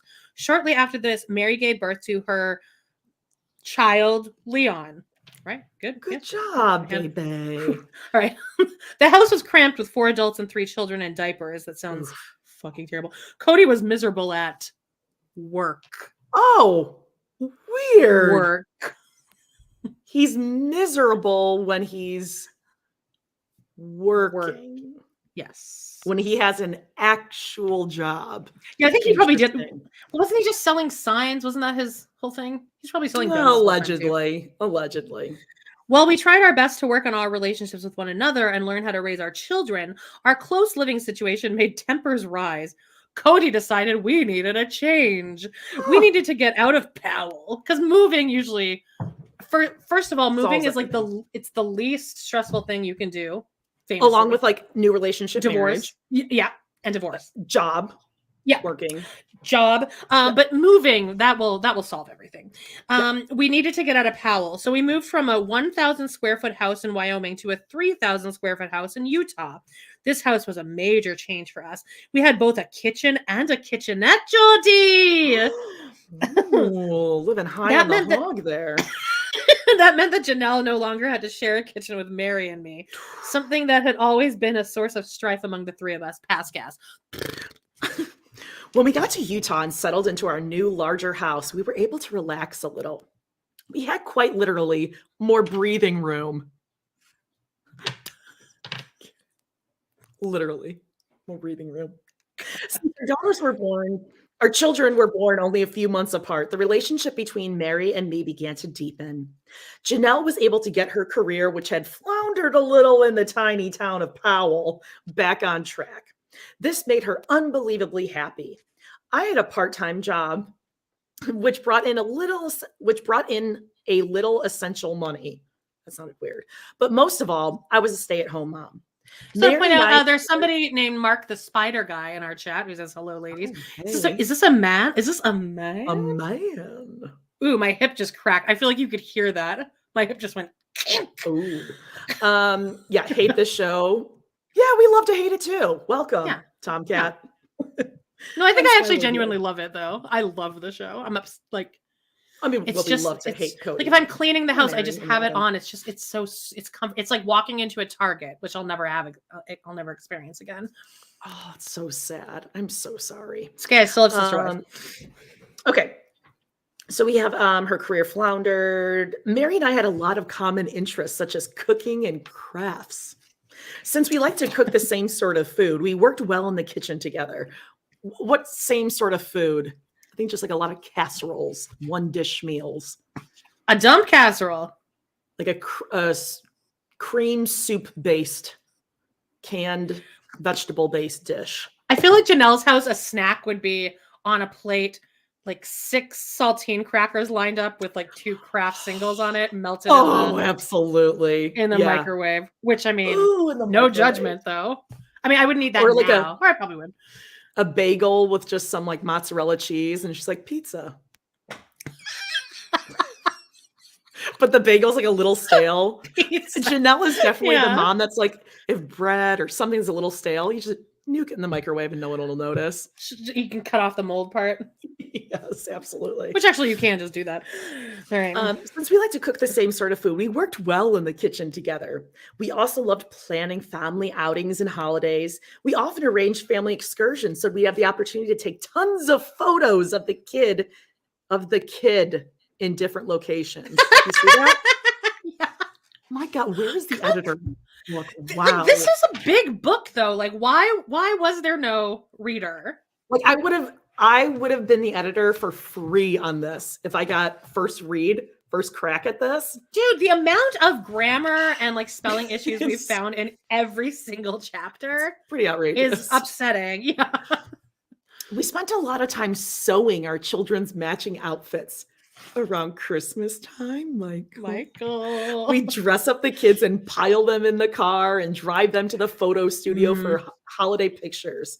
This was always a chaotic adventure, but well worth it. Was it? Hell. Yeah, it was like a nightmare. Except, I mean, Cody loves the family pictures. Like for some reason that is really important. It's him just beaming away in the back because he did nothing.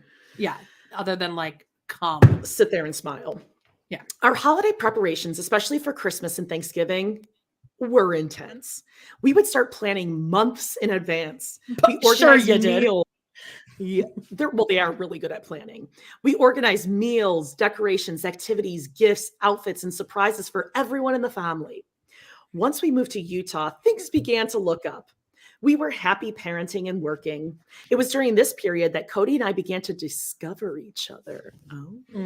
Now that things had settled down, we had the space and freedom to get to know each other in a deeper and deeper still and more spiritual sense. We were also able to start having fun, something that was essentially missing during the first year and a half of our marriage. Which should be the most fun part of a marriage, is the first year. Yeah. You should be having fun. Mm-hmm. We loved spending time with Aspen. We marveled over how special she was to us. We spent hours playing with her, guessing at the challenges we'd face as parents. That sounds terrible. And I have children. I love them. Spending hours playing with them, guessing about the challenges you're going to face. We often discussed all the kids we wanted to have together. We got to know each other by sharing the dreams we had for our children's futures. Talking about the family we wanted really cemented our bond and made us remember the love that was the foundation of our marriage. A year after we returned to Utah, both Janelle and I had our second children, Madison and McKelty. God, you keep saying funny shit when I'm drinking my coffee. Suddenly, there were 5 kids in diapers in one house. You would have thought that the chaos would have been too much for us, but the joy of our growing family trumped any domestic issues. Sure it did, babe. Yeah. What really brought us together and made us more functional is that not long after we moved to Utah, Kody finally found a job he enjoyed. Oh, wow. He enjoys his job. I mean, what I want to know. I need you guys to be more specific about what these jobs are. That's what I want to know. Say what the jobs are. Oh, okay. I'll fill you in. Cody's new position required him to attend trade shows, one of which was in the one, the only,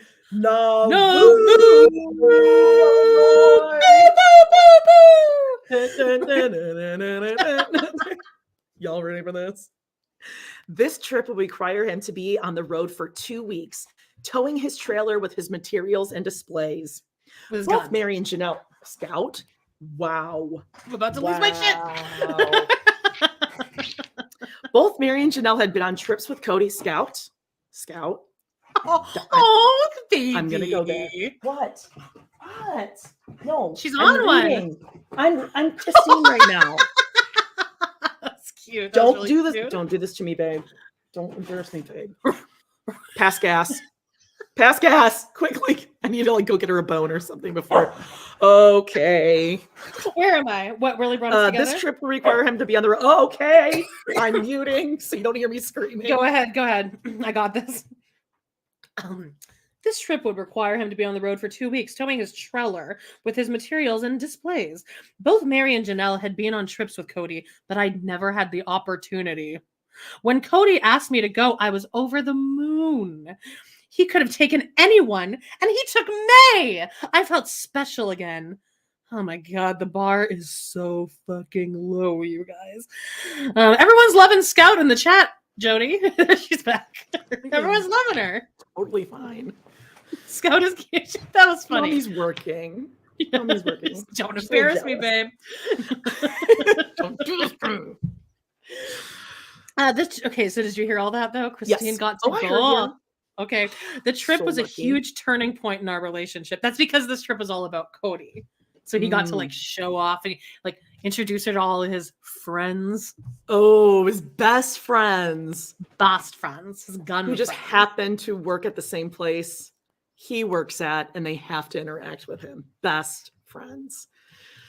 Thank you, Heather. She says that my hair is on point. Jody always loves me. No, you're fine. No, the hair's already up. It is. Remember that used to be a segment in the summer that'll probably come back. It'll be a recurring segment on how soon our hair goes up. Okay. It was the first time we had spent so much time together alone. So much time alone together.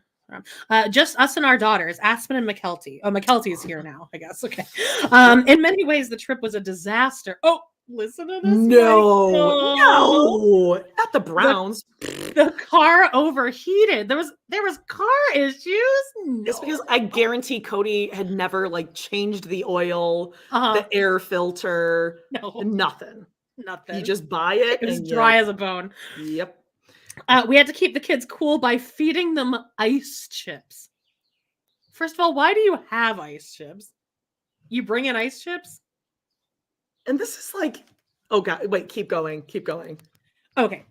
We broke down numerous times. What? Yeah. This is so unlike the Browns. This is wild. This really is like a peek behind the scenes. I will always say my favorite episode was them trying to get to the Flea High episode of Surviving Sister Wives, I call it. They were guests on our episode for that. That's right. That's right. In many ways, okay, sorry. No matter how difficult things became, I was prepared. Oh, this is not what you need.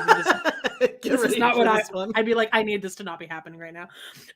No matter how difficult things became, I was prepared to sing songs of joy the entire way.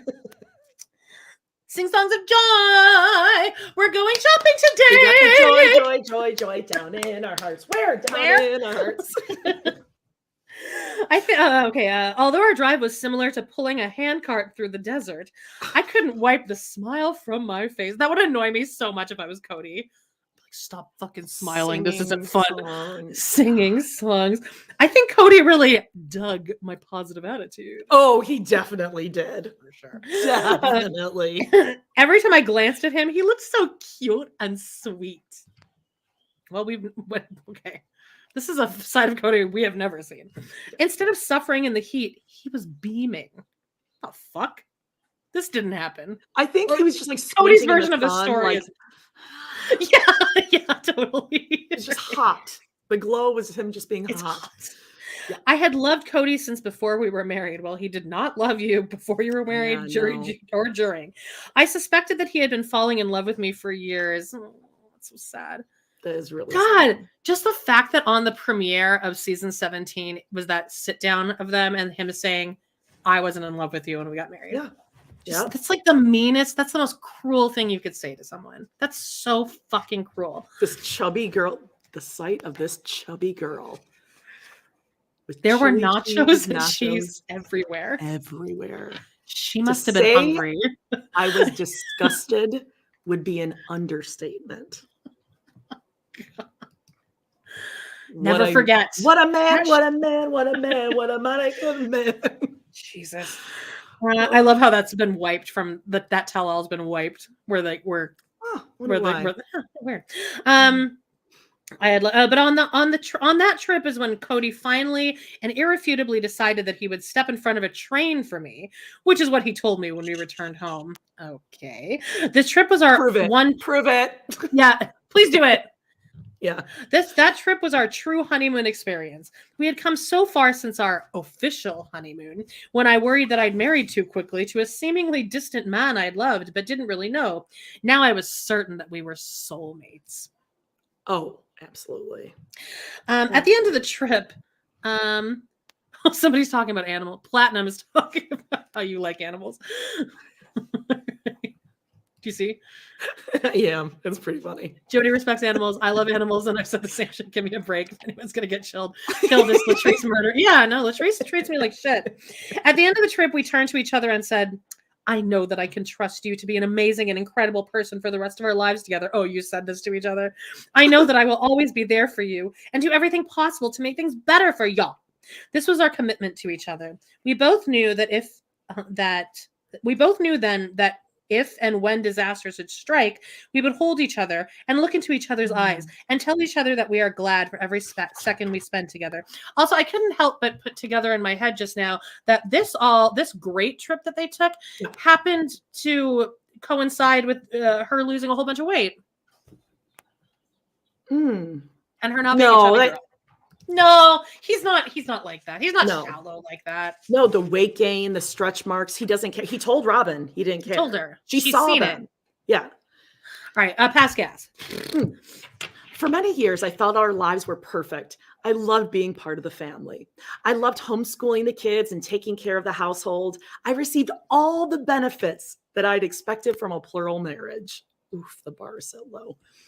My other mothers had provided so much for me when I was growing up that the prospect of raising many, many kids together was precisely what I had in mind when accepting the principle.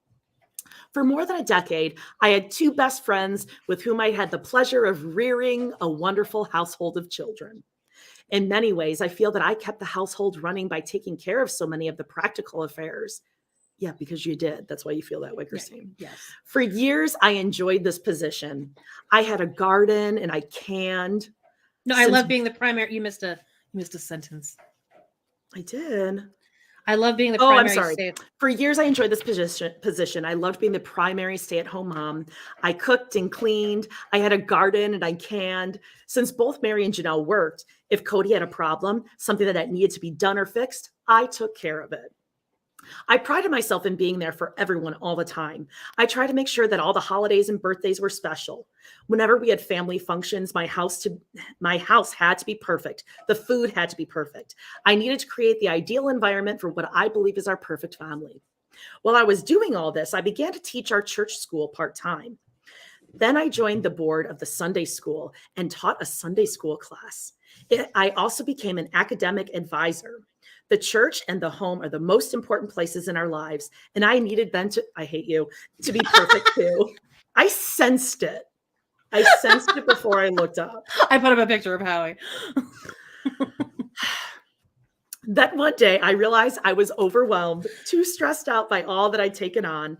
I hadn't noticed, but for a while, I'd been unable to give 100% to anything I did. Unintentionally, I'd started letting everything slip.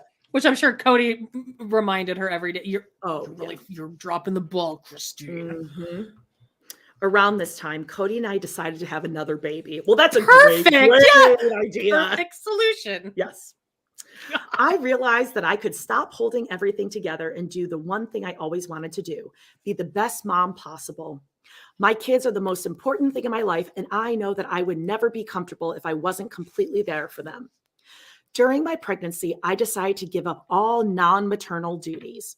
I stopped teaching. I told my family I was very stressed out and needed to take some time off from everything but being a mom. What a princess, right? Oh, princess. Fuck off, Christine. God, you're lazy. Loser. For nearly 15 years, I devoted myself single-mindedly to preserving everyone else's happiness, but now I needed to restore mine. I'm sure that went over like a fucking bag of rocks, too. Oh, I'm sure they were thrilled. Oh, yeah. You take this time, Christine, from doing everything in the house. Although I can see Janelle being like, yeah, for sure. Mm-hmm. But Meri and Janelle doesn't want to do it either. Yeah, but yeah. But there was another factor that led to this drastic reconfiguration of my place in the household. About a year before I became pregnant with Truly, who Cody almost killed, I had a devastating argument with Meri. For a while, I'd been feeling that she was too tough on my kids. Oh, guys, we're getting somewhere here. Yeah, this is at least some tea. I think this is like the big thing that like made her. What Peyton and Gwendolyn were talking about. Mm-hmm. While I understand that all children need discipline, I often felt that she went too far when it came to my children. It seemed to me that she was taking her frustrations out on my kids in particular. As a result of this, many of them were wary of her and were afraid to cross her accidentally. Which is actually kind of weird because like Christine's kids all seem incredibly well behaved. Like Aspen, like it seems like Janelle's kids would be the more problematic ones because they're boys. And it just seems like they'd have more energy and they'd likely be more to kind of speak up and stick up for themselves too, or tell Janelle. Where Christine's kids, I think, were a little bit more keep sweet. Yeah, that's true. Yeah, okay. I let the situation go on too long, and I let my emotions well up. Instead of talking to Meri calmly and explaining what I'd observed her doing and how she might fix her behavior, I exploded. I yelled and screamed and told her to stop talking to my kids and stop interfering in their lives. Since I'm afraid of confrontation, I always allow stuff to build up till it's too late. So instead of trying to work it out with Meri, I just shut her out. I'm going to say that if she's mistreating children, that would be justified, but that's just me. They're probably fine. Okay. Your comments, you guys. Yeah. This argument shattered my world and made me realize that I've always had superficial relationships with people. I've always tried to ignore problems by putting on a brave face and keeping people at a distance. This fight made me realize that I'd never honestly opened up to Meri and Janelle, but had forged our friendships out of a need to cement the sister-wife ideal I had envisioned, which I think is like exactly appropriate, actually. We actually might get through this whole chapter. Christina didn't have that much to say in this. Yeah, pass gas. Okay, all right. After our fight, Meri and I stayed out of each other's way. We no longer sought out each other's company to watch movies or just hang out. So now this is where Meri starts looking for. It's not fun. It's not fun anymore. When circumstances brought us together, we were never openly rude or hostile. We maintained a level of cordiality. Cordiality? Did I say that right? Mm-hmm. There's no way Christine thought of that word by herself, by the way. That was a thesaurus word. But the warmth was gone. To this day, we are still working on becoming closer again. Okay, well, not really. It has been a slow process of starting to feel comfortable being open and honest with each other. We have had to learn how to immediately tell one another if we feel offended by something. We still do not have this wonderfully close relationship we used to share. I know we will continue working on it, though. My relationship with Meri is very important to me. I'm certain she feels the same way about me. After my fight with Meri, I realized that the only people I'd ever let in were my mother and Cody. My mother broke my heart by divorcing my father and leaving our faith. After a year, about a year. Oh, by the way, we did the mother-in-law invasion episode. We canned it. Some woman, except Christine's mom, who's a smoke show. Yeah. And she's wearing like these cute little outfits, and all the other mother-in-laws button ups. But Robyn's mom wore a little headband that served no purpose. Like less than like this isn't really. It was just back. It just went pink. And it was a tiny, thin strip. Like it didn't have an opinion. It didn't make any statement whatsoever. Nope. No purpose. And she sounds exactly like Robyn, which is scary. Their voices are identical. Get ready for that one, you guys. Okay. My mother wrote, about a year after the argument, we met Robyn. So I wonder if Christine blamed herself for this then. If she was like, God, if I had just like been friends with Meri, Robyn never would have happened. Because it almost seems like Meri got Robyn out of spite at this point. Yeah. We met Robyn, and even though I welcomed her into my family, it shook my foundation and left me unsure of whether I could trust Cody's commitment to our marriage. I wonder why. Because he's cheating on you now with a new woman. The four of us, Meri, Janelle, Cody, and I, had been a nearly perfect unit for almost 16 years of near absolute bliss. Not based on the past 3 chapters we read, babe. You've just been reading this, right? Over that time, there had been minor discussions of potential courtships, but nothing ever came of it. I had grown used to being the last wife. I loved being the last wife. Cody and I had a tremendous relationship. He was my best friend and my closest confidant. Since Meri, Janelle, and I all served entirely unique functions in Cody's life, I had never had cause to be jealous of his relationships with my sister wives. My fights with them never had anything to do with Cody. I knew that Cody's relationships with both of them were great. And I knew that what I brought to him and to the family was different from any other wife. I was entirely secure and at peace regarding my marriage and my importance in Cody's world. Jealousy had simply never, ever been a part of my life. But when a fourth wife entered the picture, this changed. I mean, Christine's just saying exactly what we all fucking knew. Yeah, exactly. Oh, yeah, Walter. Wally! Stinky! Aww, thank you, Susan. Thank you, Susan. Super sticker. Thank you. Walter, where's Mom? Where's Mom and Ron? Where's Ron? Where's Callie? Where's Debbie? He's like, can we wrap this up here? Not impressed, babe. Yeah, I don't care. He doesn't go jumping on your chair like Scout. So don't embarrass me. I really felt that oh God, Christine. Sorry. I skipped. Growing up polygamous, I'd watched other women go through the experience of getting new sister wives. I never understood their jealous reactions. Whenever they complained about their domestic upheaval caused by a new wife, I wanted to tell them it's all part of the principle. You're just being a baby. Or feeling jealous is a choice. You are choosing to be jealous. Get over yourself. I would punch someone in the fucking face if they said that to me. You're choosing to be jealous. It like just doesn't even make sense. I love being jealous. No, it doesn't. I should have listened to my own counsel. I didn't understand how hard it could be. Here we go. I really feel like I owe Robyn an apology. In many ways, I betrayed her. Before she and Cody were courting and fucking before marriage, I was really enthusiastic about her, and I wanted her to love our family and to love me. I went out of my way to show her our best side. Oh, it's weird. I thought that she didn't make an effort to have a relationship with these people. No. And the first time Robyn came over to our house, I made sure we had a big meal ready. I put as much effort as I could into welcoming Robyn with open arms. You know, Robyn was like, "What is this?" Yeah, no, she had a tummy ache. She was just like playing with the food and the plate. We had such a wonderful family, and I wanted to ensure that she had no choice but to fall for all of us because Kody brainwashed Christine. God, yep. There's so much she's not saying here. Mm-hmm. However, when she and Kody courted and married, I was no longer the sweet person Robyn first met, except we saw you on the show and you were reacting to things. Right. That you had a right to be pissed about. The loving sister wife I'd initially promised her disappeared. I feel guilty for offering something to Robyn I couldn't provide. I felt as if I'd lied to her, like a Robyn has lied. Oh, is she back? She's back. Gotta get her another bone. Right. She's never like that, though. She's like silent. I've never heard her bark until this week. Lots of deliveries this week on my block, apparently. You're full Robyn Browning out this week. Oh yeah, I'm just gonna like kick her out the door. You got the acrylics, and you're just getting all these Amazon deliveries. Stop it. Oh yeah, I have a watermelon on the floor of my kitchen.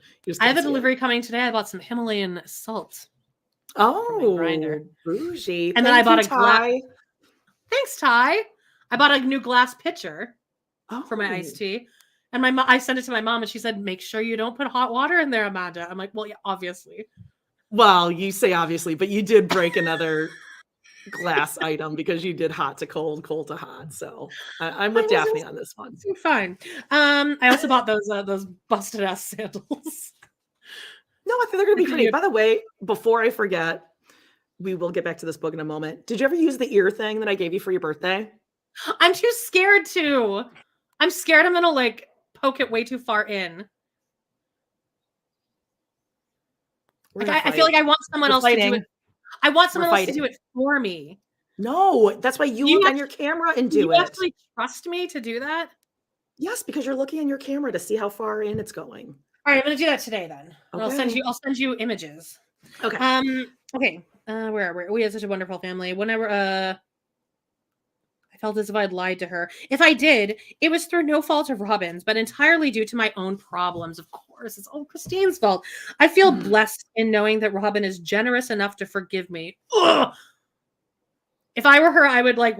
I would want this wiped from the book. Robyn just gives. Poor Robyn. She's just so forgiving. Loving and forgiving are you. Kody and Robyn's courtship came at a time of huge personal upheaval. I was pregnant with Truly, which is why he shouldn't be fucking dating someone when I'm 8 months pregnant. Live stream. Your ear thing. Oh. Do it. Put it on TikTok. Yes. All right. I'm gonna end up with Hannah Horvath. No, that's why you have the camera. That's why I got it for you. Georgie. I have it right here. It's charged and everything. Okay, you're going to charge it up. Scout, swear to God. This is going off the rails. Kody and Robyn's courtship came at a time of, I was pregnant with Truly, and we had also entered new and uncharted territory as we began filming Sister Wives for TLC. When Kody started courting and then married Robyn, it really rocked me. I gave birth to Truly and was suffering from extreme postpartum depression. God, she's so weak, that Christine. Suck it up, princess. Yeah. I never thought I'd feel such a sense of loss and such crippling jealousy. I thought I was better and stronger than that. I really did. Ask. The strangest thing is that I had a stronger testimony that Robyn should be part of our family than I ever did about whether I should marry Kody myself. I was certain beyond a shadow of a doubt that marrying Robyn was the right thing to do. I recognized immediately what an awesome, special, and wonderful person she was. She belonged in our lives. I knew that she and Kody deserved each other. Well, that's true, right? Yeah, for sure. And that's what made it so hard Despite my testimony that Kody courting Robyn was the right thing to do, I could not curtail my own insecurity that Kody was abandoning me for someone else. Huh. She's just being stupid. She's a woman. These women and their feelings. Her hormones. The simpler folk. Oh, she's tired. Okay. Yeah, D says he married Christine when Janelle was pregnant. Yeah, no, this is what he does. Yeah, he gets tired. The attention's not on him. It's on the pregnant wife, so he's got to go find someone else. Completely lives on dopamine. Absolutely. That's why it's got to be a new car, a new house, a move. Yeah. It's like all the teen mom girls with the pets all the time. There needs to always be something new coming in. New boyfriend, new kid. The undeniable fact about our lifestyle is that no matter how strongly committed to it you are and how much you long for sister wives, it is difficult to keep your petty jealousies in check. I don't think this is petty, though. Yeah, I think this is your husband. I think you have a really good. Only loves the new one. Yeah, all 18 of your kids agree that that this is a bad idea, and they all grew up together. And so this is your actual family, and Robyn doesn't go here. Go away, Aurora. Oh, Aurora. Dayton and Brianna, you're fine. Fuck right off. Yeah. It was apparent that Kody and Robyn shared a destiny. But I couldn't help but feel that this might marginalize my place in Kody's life. Huh. No, that didn't happen. No. That's feelings. Feelings aren't facts, right? Yeah. Yeah, that's right. Keep sweet. If Robyn had been a lesser woman, not as emotionally and spiritually intelligent. How could Robyn get any lesser of a woman? She's no dirt under intelligence that she has. Not as strong or as generous. Oh my God. Not strong. And actually opposite of generous. She took money. You have nothing to give. Yeah, you have nothing to actually give. She took thousands of dollars. Yeah. So she could go shopping. Hundreds of thousands of dollars in the mansion, which they're now moving out of. I might not have been threatened by her. As ungenerous as it is to say, I could have, at least in part, disregarded her. But Kody didn't deserve a lesser woman. And I would have, hi, Scout, and I would have allowed him to marry someone who wasn't as wonderful as Robyn. You could tell she's just so dying down right here. No, she's great. Love her. She's perfect. During Robyn and Kody's courtship, it was evident to me how wonderful she and Kody were together and how much in love they were. God, that must be awful. I felt abandoned by my best friend, because you were, and as if once more I'd lost my identity, because you did. You did. I couldn't see myself as Kody's wife, because you weren't really anymore. Yeah, instead, I felt inconsequential, as if I'd been pushed to the side, because you were. It's a horrible feeling when you let someone in, allow him to become the most important person in your world, and then he replaces you. Oh my God. I mean, that right there doesn't work. Should just be like the sentence. Yes. Overarching for Christine. When this happened, I began to demand more of Kody, which was hard. Oh, it was hard. For you. Oh, it was hard for Kody to do more for a wife that he supposedly loves. He started courting Robyn, so he had less to give me. Or at least that's what it felt like. Because, she had to add that sentence in because Kody didn't like that. Christine. I felt like you were giving me less. Nevertheless, despite my own hurt, I have to hand it to Kody. Oh, here we go. Okay. When it comes to bringing in other wives and making everyone feel safe and secure with the transition, he's done a superb job. Just like when he kissed Robyn while Christine was crowning. You want any granola bars, Kody? During Kody's courtship and marriage to Robyn, I felt that I needed more from him than he was giving me. He couldn't love me enough or spend enough time with me. Nothing he did satisfied me. I was so panicked about being neglected that I wanted more. I wonder if this also had to do with her postpartum depression that probably went untreated. Yeah. I nagged and nitpicked. I felt it was his responsibility to do the heavy lifting in our relationship. Oh, because it is. Because if he is choosing to bring in another woman, he does need to do heavy lifting in his other relationships. So No. Robyn needed the 11 days. She needed it, Georgie. Yes, I need it. I have to admit that during that period, I wasn't a lot of fun to be around. It was. I wonder why. Yeah, that's weird. Eventually, Cody had enough. Oh my God. I was venting to him once about some way in which I felt I was being shortchanged, and he just looked at me and said, "I just want my best friend back. I need you. I miss you and want you back." Piece of shit. There were tears in his eyes, Amanda. How easily he twisted that around on her. Again, we don't use the term gaslighting lightly. That is gaslighting. That was the definition. Bet you this was the same time that Christine talks about that he was crying to her, saying how much he missed and loved Robyn. You're lovesick, Cody. Best friend, Christine. I need your support. Because I miss her, because I love her. So I just need my best friend to tell me it's okay. Oh my God. When I realized he wasn't saying it to be hurtful, which, by the way, was totally stupid to think, I began to change and to take the advice I'd so blithely given other women during plural marriage. During the period I was taking out my own unhappiness and insecurity on Cody, because it's his fault, I learned a lot from my kids. Kids being kids, they can whine and complain. They can nitpick and pester me about the smallest, most inconsequential thing. When they test me to the max, I could no longer deal with being around them. So I send them to their rooms. Suddenly, I realized that what my kids were doing to me, I was doing to Cody. I needed to stop harassing him and making demands on him. I had to let myself love him and let him love me. I, too, wanted my best friend back. Well, I'm not coming. Exactly. Meri Summer says the book is really a living testament to how psychologically damaging plural marriages are for women.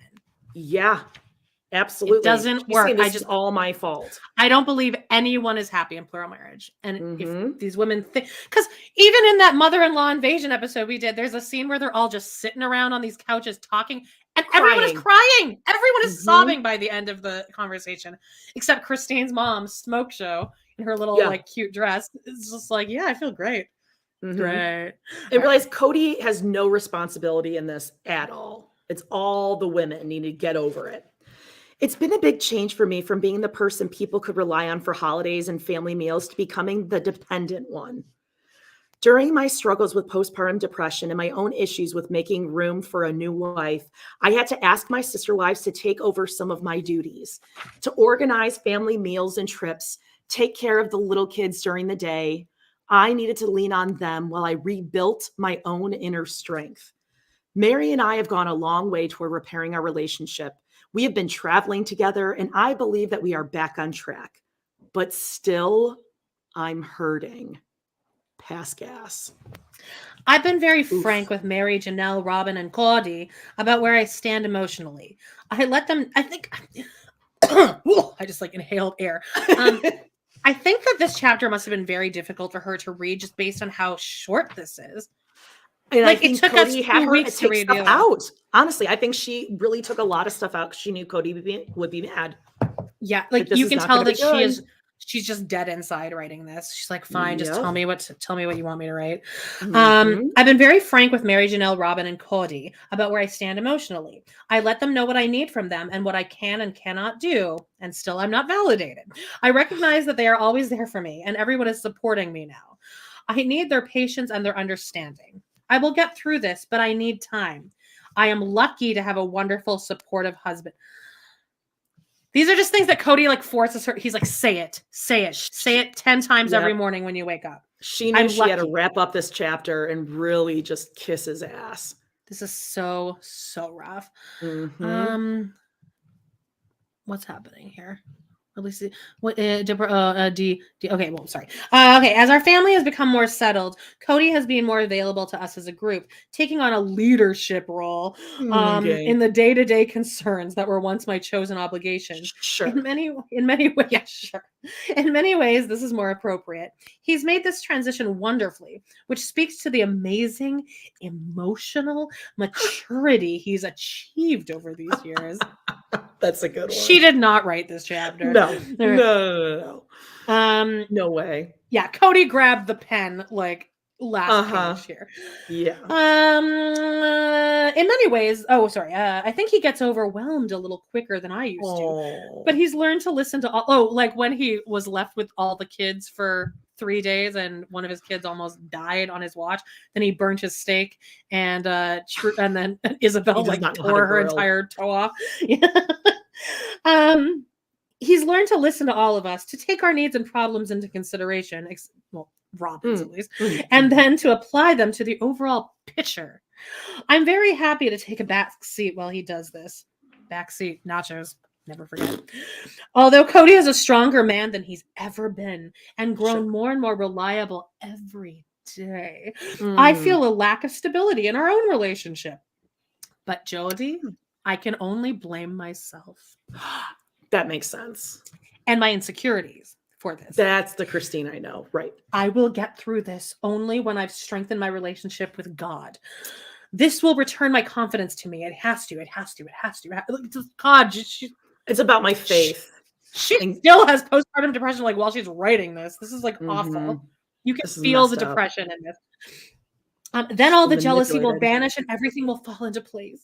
I know that this will happen because our family is incredibly strong. I've seen a lot of polygamous families in my life, and ours is the bomb. Bomb.com.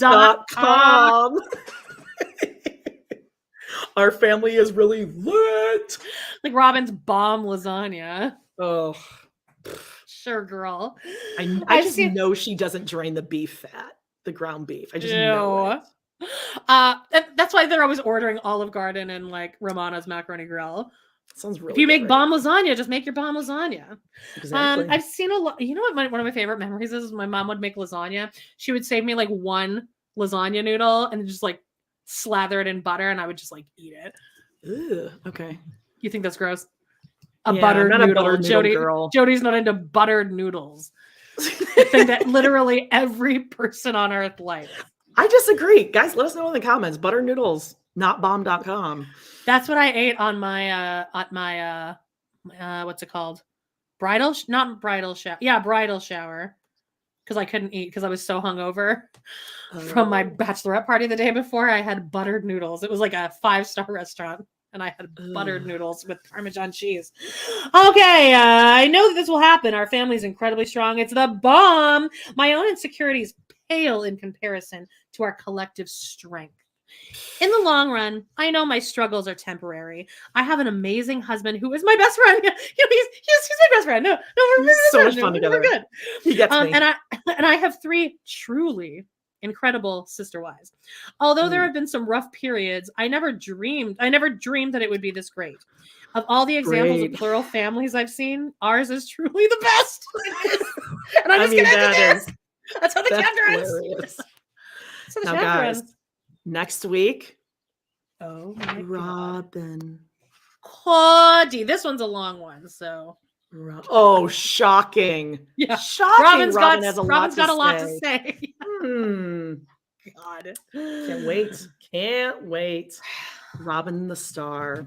Well, so let's just remember coming up this week, we have an episode on TRP, South Beach Toe, Bernice Goes Down. As always on Patreon, we always are going to be recapping the old school sister wives. We're in season 6 right now, Polygamous Family Therapy, where they go on a little outing with Pat. I'll post that tomorrow. Their therapist. Yeah. And then Nancy. She was aggressive, Jody. So aggressive, according to Robyn. Oh, guys, the bare feet in this episode. Oh, yikes. No, it's rough. Brown toes all over the place. All over, Jan all over. See, people are liking the buttered noodles, Jody. Okay. Sorry. I have a more sophisticated taste bud.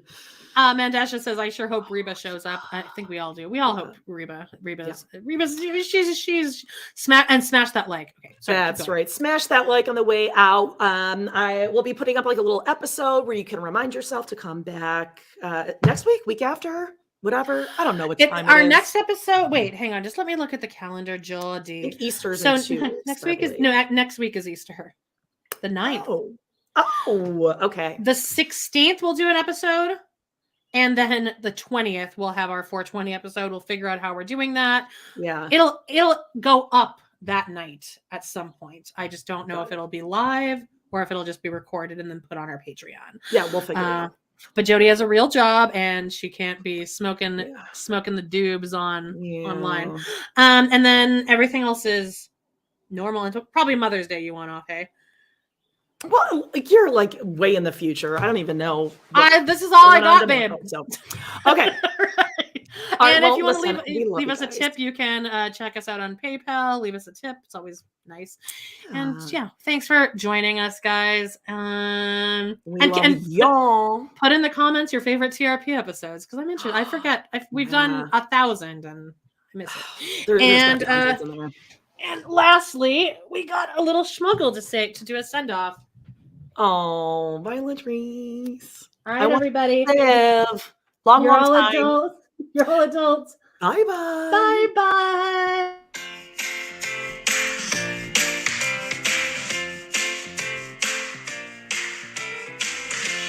Well, guys, it's been a blast. Thank you so much for joining us today on our We Love to Hate Everything channel. Please do not forget to hit that subscribe button. Give us a like or even a comment. And click on that bell if you want notifications, because you never know when we might pop up and go live. Please check out our other 2 podcasts on Patreon, where we snark on even more TV, movies, and pop culture. We got Total Request Podcast. That's patreon.com/trpod. And We Love to Hate TV. Patreon.com/Love to Hate TV. Thanks again, and we will see you next time.